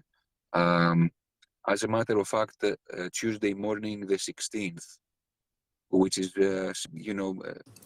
early on, it's before the end of the first week. Hello, Kelly. I tried reaching you a few times yesterday and today. After studying the project, data collected, and all the noise sources and location of visitors, here is a brief. I will need at least 2 more stationary positions. I should be on site during the next important loud events, so I can collect noise data at various positions besides the stationary. These will have to be priced out as extras amendments on current scope of work. We need to monitor close to the sources, umbrella bar, Halloween stage, and snow cannons. The snow cannons were never recorded, by the way.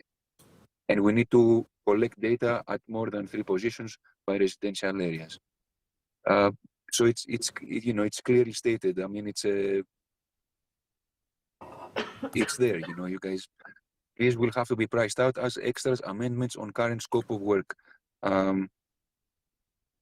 And I see, I mean, we did exchange a lot of emails. I remember at some point Kelly replied that, please send me the amendments when you can. And again, I'm not saying this to push back, just so you guys know that I didn't just come up with an amendment out of nowhere. And I assumed that informing the main point of contact was enough. I didn't know I have to inform everybody or discuss this with everyone. Was there an estimate ever provided after that email, or any other dollar estimate provided until we got this dollar amount after the fact? No, I would say no. I don't think so. And I say that because I remember that was one of my concerns, that I have to actually write this up, but I don't know how to calculate my time before actually going to the events and see what happens.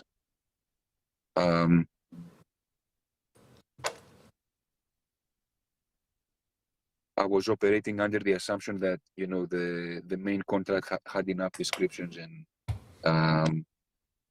and would be relatively reasonable to assume certain things about how much the additionals would cost. You still have the floor, John. But I didn't provide a fixed number though. And You did not provide yeah. that, right? You're correct. Yes. Yep. Okay, Alderman, you still have the floor. Yeah, so, and again, going back to what I said earlier, there's a lot of times in field I'm very familiar with in software development, we gotta come up with estimates. I gotta do it off of, you know, some basic information and experience and things like that. So I'm not, I'm not following I gotta calculate my time. Again, I understand when you get into the actual amount of time you spend, right? That's different. But given an estimate of, for every time I collect data, it's gonna be a range of X amount to analyze it. It's gonna be between this amount and that amount, right? And so then every time I have one of these, I got some range that's always, and I can provide that. That's part of this that I don't follow in this is that. No, that is correct. You are correct, but this is not what I meant. You are correct. I am talking about calculating the mitigation, the amount of time that I will spend on my own running mitigation scenarios and providing recommendations and doing the report. That is the time that I cannot really evaluate unless I go to the event, see how many positions I have to record, understand the nuances of the landscape and what is going on. Because it may be a big event, but the required time that I would spend in the office may be significantly less compared to, say, a smaller event in size, but with difficult anatomy and residentials nearby or noise-sensitive locations nearby. So I'm referring specifically to the amount of time that I would have to spend after the fact, after I collect the data and understand what's going on with each event. For example, the barn is quite complicated because it's indoors and I actually have to model the whole indoor space. So the mitigation for that will have to be a significantly more complicated calculation. Have to be quite creative with what material we could use potentially, etc. The umbrella bar is a relatively easier fix, for example. Although we had multiple, there are two different scenarios with the umbrella bar, just the DJ PA events and then the live band setup. But these are the nuances that if you don't go on site and actually record and see what's going on, there's no way to say, okay, it's going to take me 2 days of work to calculate and provide recommendations versus maybe taking me 1 week of work. So you are correct in what you are saying, but you understand this is important. This is what I could not provide, so I can have a sum total price for the amendment. And like I said, it goes back to, I would expect it to have been able to provide some range of what it's going to be or not to exceed or something like that. So we had prior information on what that cost was going to be before we got fully into the work and would have had a chance to comment and or approve it. It's just it puts everyone in a really bad situation. I'm going to go back to it doesn't feel like a partnership. So I'll yield. How could we have done it though, in light of the events being within those 2 weeks? Because I know that you would have to do a council meeting. Hey, John, this is the mayor back again. So why don't we? So what I'd like you to do is we're going to finish up. So we've got a motion on the floor. We have a second, but we're still under further discussion. And I do agree with Alderman Salus that if we could come to something, because you being here for those other events is extremely important to the totality of this study. It's extremely important that that data be used in the manner in which we wanted the scope of this project to be done. So that is an important component. but we're going around and around and around about how this was not communicated, how it wasn't discussed. We get it, okay? We're clear on it. We've got an alderwoman that's requesting the emails, which can be, the clerk can provide that. We definitely would like, because we have not fulfilled the financial obligation of this contract, we definitely want a better itemized and more detailed itemized scope of work. So where this goes from here, you know, is there something to salvage on the other end? There could be, but right now, today, and this, you know, may have to be brought back at a future date, but for right now, today, we've got a motion on the floor with a first and a second, okay? And this will be a roll call for, again, Alderwoman, which is, what are we looking at here? Which one? Option 4. Option 4. So is your deny motion reimbursement. and the second by Alderwoman Day is option number 4. Okay, roll call, please. Alderman Peccarelli, Aye. Alderwoman Eichman, Aye. Alderman Hassan, Aye. Alderwoman Day, Aye. Alderman Salus, No. Alderman Craig. No. 4 ayes, 2 noes, motion carries.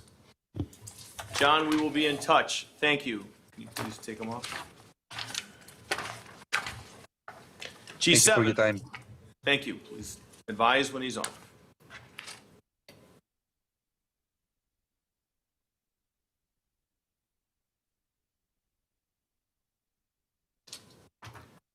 G7, an ordinance to amend 169-1 licenses required, section 121-1, entertainment and amusement, and pertaining to section 121-9, extraordinary entertainment and amusement of the municipal code to update licenses provided and fees required. So who's leading this? Shirley, you lead this? Because I'm gonna do an intro first, but make sure you're Kelly, if you could make sure her mic is on and it's real close so we can speak up on this. So one of the things I'd like to thank the licensing committee to do the dive in with the city clerk was to make those adjustments and some of those fee requests and to move those more close to the reality about how long they've been dormant, money that should be brought into the city's coffers, but yet not looking to gouge and looking to hurt the amount of events that we have.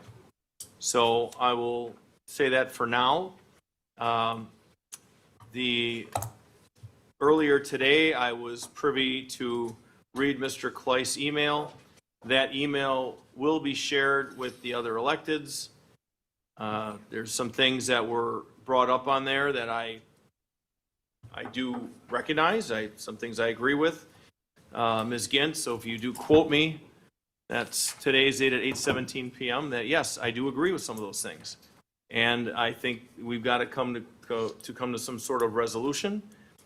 Some of the things were reasonable, some, we'll see what the licensing committee proposed, but Madam Clerk went over a number of things that you can raise, some things that you can't raise by statute. So, Madam Clerk? Okay, this was, council decided on the 750. The definition or explanation is what we talked about, and I was to work with the city attorney and to bring that back to clarify that definition. So this is what it is the clarification. Okay. So, any further discussion? Because there was a lot of work that was done in this, and there's a number of things that were done. So, Alderman Eichman, then Alderman Salus. Thank you, Mayor. I just wanted to state what was brought up in the citizen comment period for a dollar amount up to a certain number of people attending the event. Well, I can appreciate that there's going to be nobody there from the city of Franklin with a clicker counting each and every person that attends the event. And a venue may not be honest with us. They may say, oh yeah, we had 60 or 59 and not share the real number. They're not required to share the real number of attendees with any event that's not run through the city of Franklin. So I just wanted to make that comment that it is difficult to go by the number of attendees. And we don't know in advance as well of how many people are going to be attending an event until the event's complete. So I'll yield with that. Thank you. Alderman Salus, right? And then Yes, Alderman Craig, then Alderman Peccarelli. It's you know, I just read the resolution that from March 5th, 24, and there is a clear language and distinction between, you know, events that take place indoor and those large events or major events when music and, you know, loudspeakers being played outside. And is the scope of this what we're looking at here today? Are we merely talking about adjusting the fees or changing the definition of what is extraordinary event, you know, because I felt like the two things has been merged together, and the ordinance is very clear that there is a separation or differentiation between the indoors events versus the outdoor events. I'd like to get an answer to that before I go to my next question. It was just for the fees. Remember at the last council meeting, we brought all the fees up and we were changing all the fees? Okay. This is what this is for. This is the fees. The fees is what was being changed, and you guys talked about how to word the multi-day event. Remember, there was Yes, back and yes. forth about that? And I was told to work with Jesse on doing that explanation, which is what is in front of you today. But the language of the approved ordinance, and we should be following that, like, I just want to make sure that it says, it spells clearly that major events, like with being called extraordinary events, is basically, it calls for each one of those events to have its own application and its own permit. So there is no license out there should cover those large events, just like, okay, well, I have the license, I can do 100 events of that nature because I have a license. A license will allow you to do indoor events like were just like music, whatever being played without crossing the lot line of your property. The large events, it's according to the ordinance, each one of those events must have its own permit. Now, the fees issues, we can definitely talk about that, but I'm just like, you know, I'm surprised that the ordinance that has been approved by this body is not being followed when it comes to the larger events, because according to what I read, every one of those events must have its own permit and own application. Can you answer, Madam Clerk? This was only brought back for the dollar amount changed. That's what, at the last meeting, we brought in all the licenses that we could raise any fees on. That's all this is doing, is raising this fee. So if there is, like, you know, multiple events being presented, those larger events, are you treating, regardless of the fees, are you treating each one of those events as a separate event with a separate application? Are you talking like Croatian Park, their 3-day event? Like, you know, the closest example could be like, you know, the taco and tequila, or any of those events that happens at a multiple periodically. Okay, we have to treat all the establishments the same. We can't. Definitely. I'm just using So that as an this is- example. No, how it is written here and how we had talked about at the last council meeting was a multi-day event, 5 days or more events, a flat fee of $750. But those consecutive. It's a multi-day event, 5 days or more.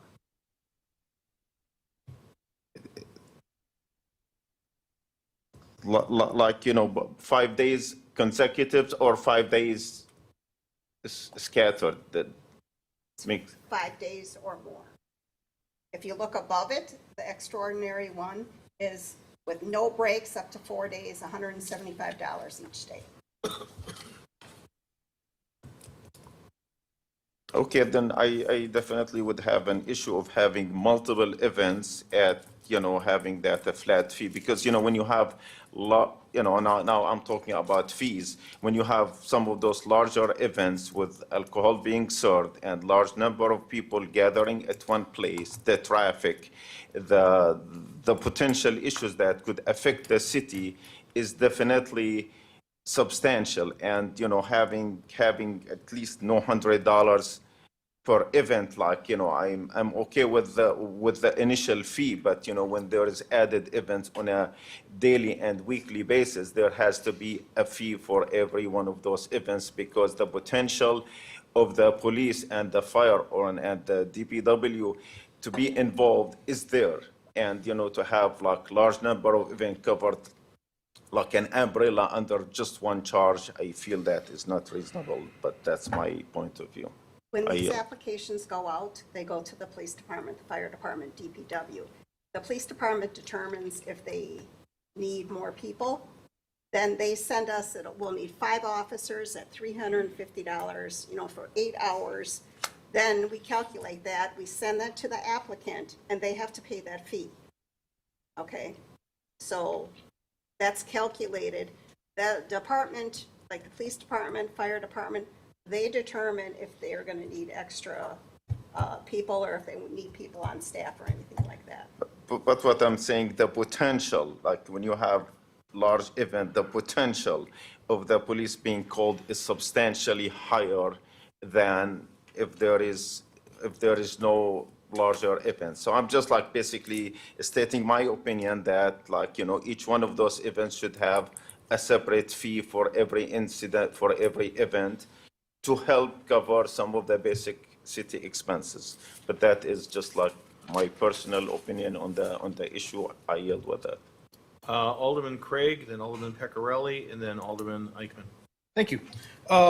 So I just want to make sure that we have a clear delineation, and I know that there was a lot of discussion about this during the summertime regarding the differentiation between 121.1 for entertainment and amusement, and then 121.9 for extraordinary events.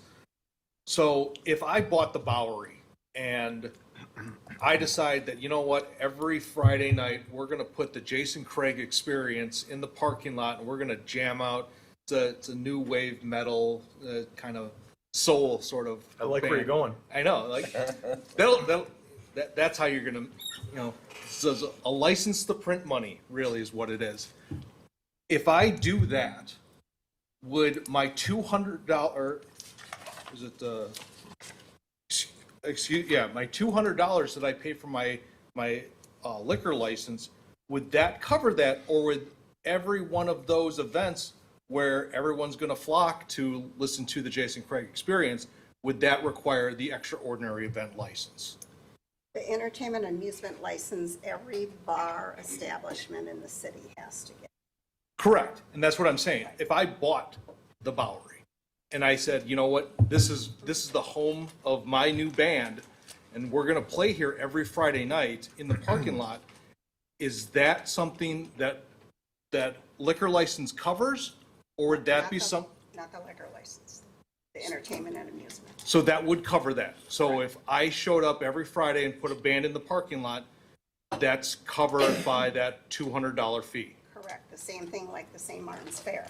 They put that on their entertainment and amusement as well, and for the St. Martin's Fair, and that's covered underneath it. So what's stopping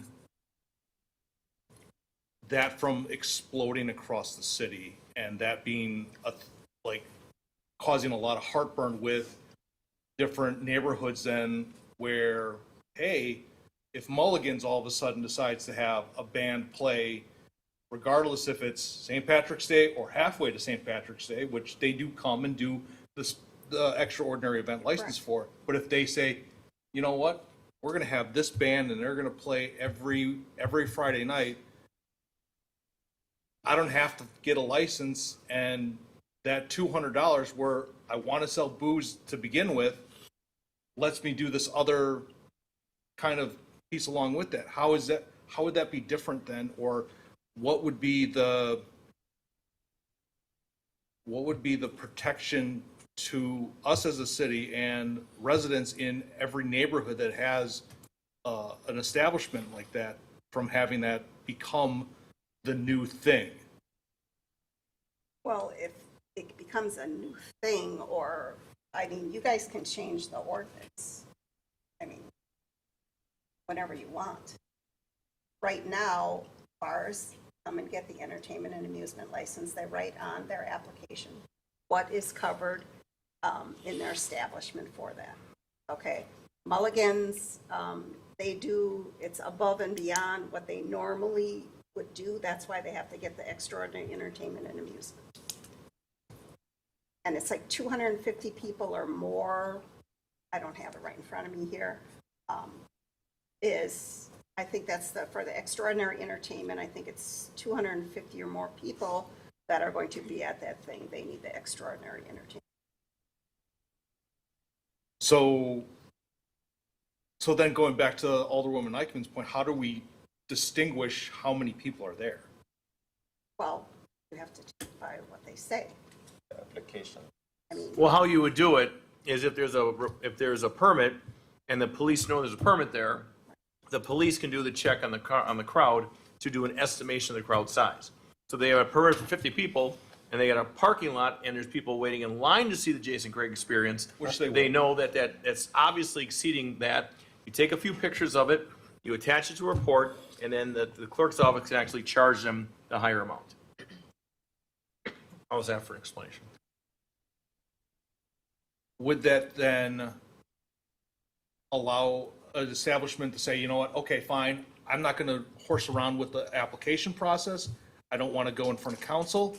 I'll just pay the fee on the back end, and that's just my way of getting my events without having to go through council approval or having to come up with the fee on the front end, and I could just work it on based off of my receipts from my event.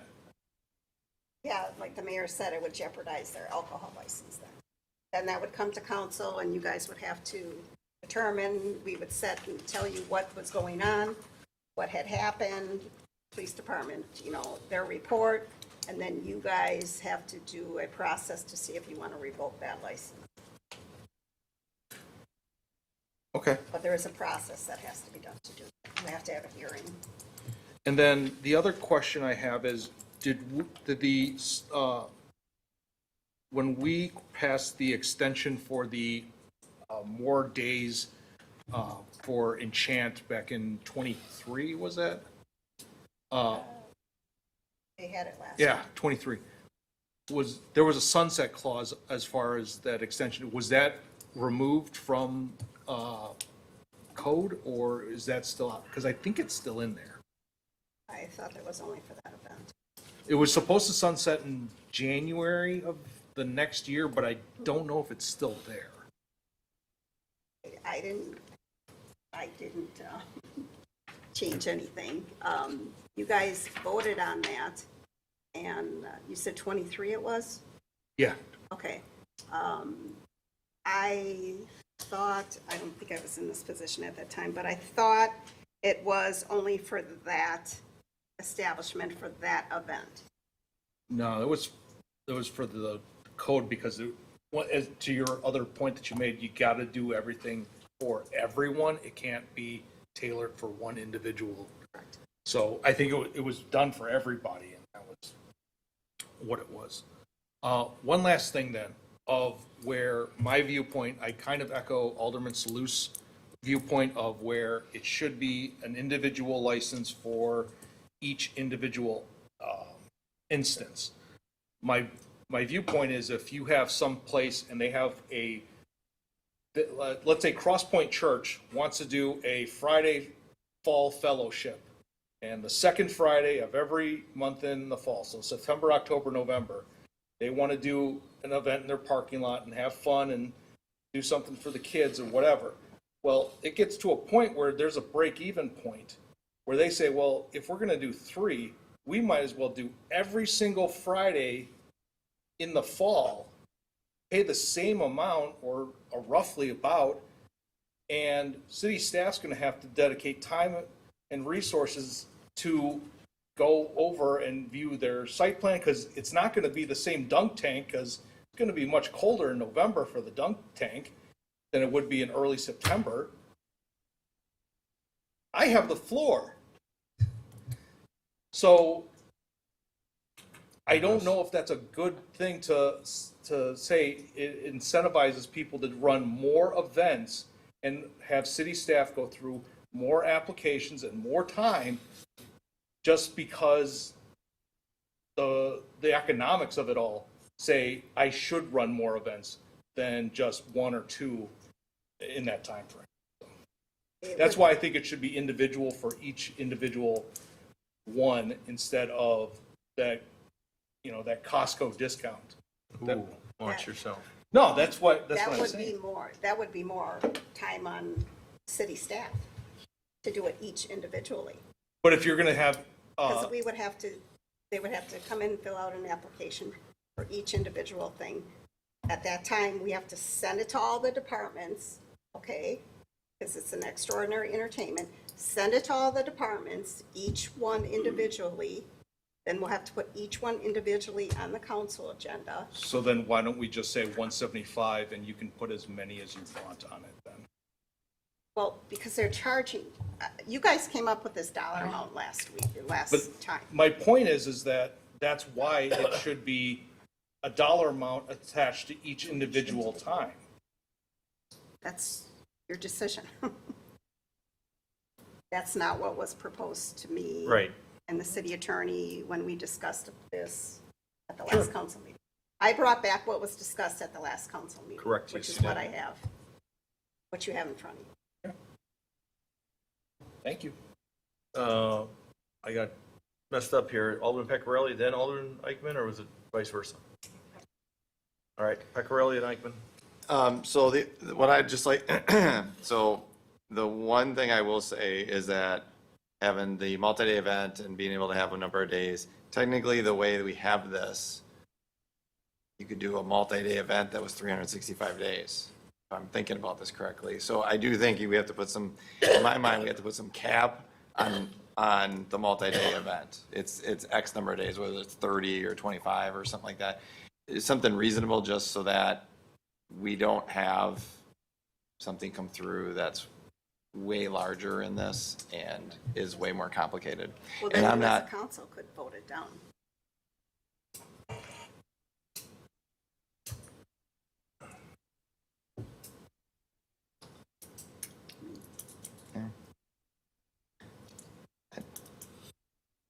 So I believe what Madam Clerk is saying is that although this is what is being brought back, if there needs to be caveats, amendments to it, that would come back to council after it would be heard at licensing. Is that accurate? Correct. So let's say I came and I wanted to do, to your point, Alderman Pecorelli, I wanted to do an event for 20 days. Okay, so I fill all the paperwork out, I pay my fee, it goes to the license committee, and it comes here, and Alderman Pecorelli, you say, 20 days is too much, I'm changing it to 10. Then you guys would vote on it. I mean, in the past, entertainment and amusement licenses have been changed from what they submitted. Multiple times that's happened. all right.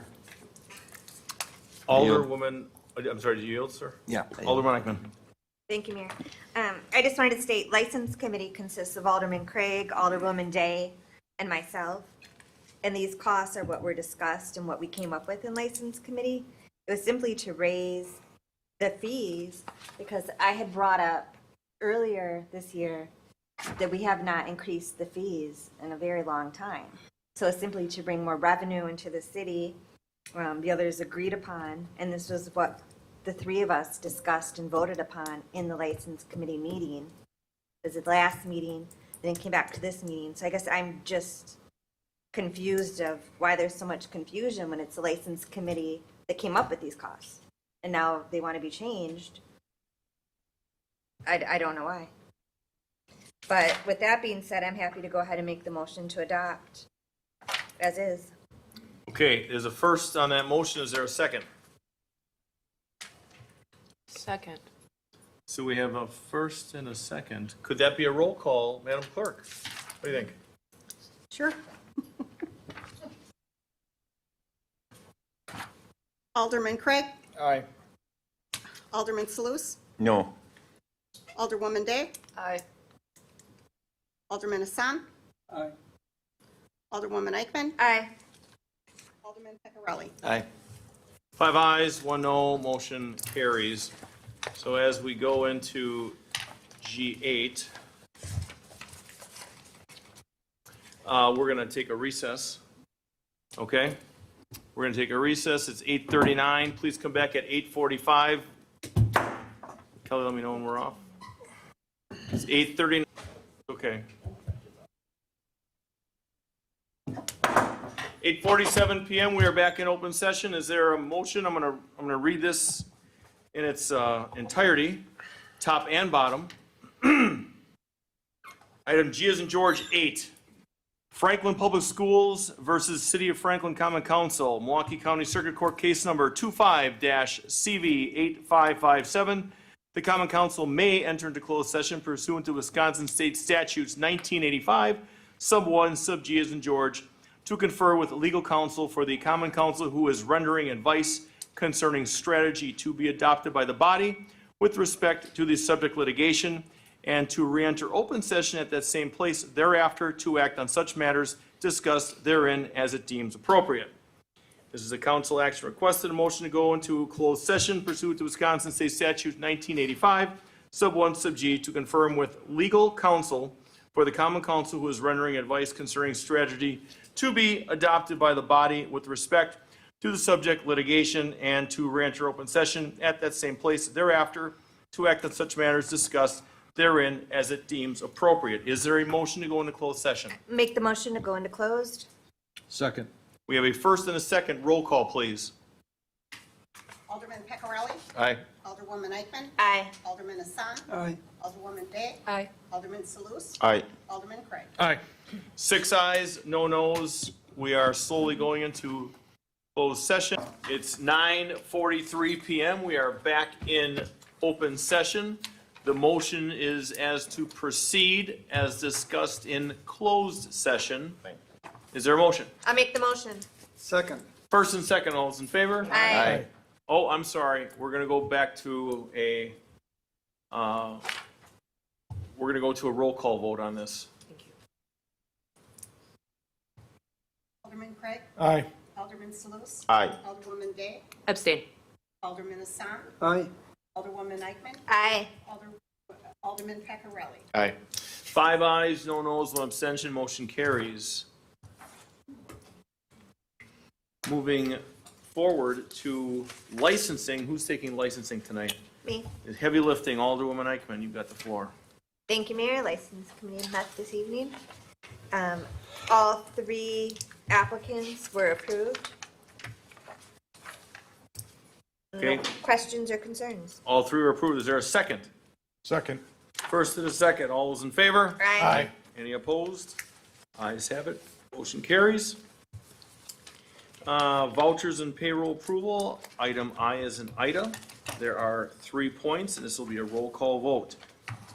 For a motion approving the following, number 1 point, city vouchers with an ending date of November 13th, 2025, in the amount of $2,214,160.21. Point 2, payroll dated November 14th, 2025, in the amount of $444,235.83, and payments of the various payroll deductions in the amount of $248,892.52 plus city matching payments. And final point, estimated payroll dated November 28th, 2025, in the amount of $470,000, and payments of the various payroll deductions in the amount of $271,000 plus city matching payments. Is there a motion? I'll make that motion. I'll second. First and a second, roll call, please. Alderman Peccarelli? Aye. Alderwoman Eichman? Aye. Alderman Hassan? Aye. Alderwoman Day? Aye. Alderman Salus? Aye. Alderman Craig? Aye. 6 ayes, no nos, motion carries. Motion to adjourn. So moved. Second. First and a second, all those in favor?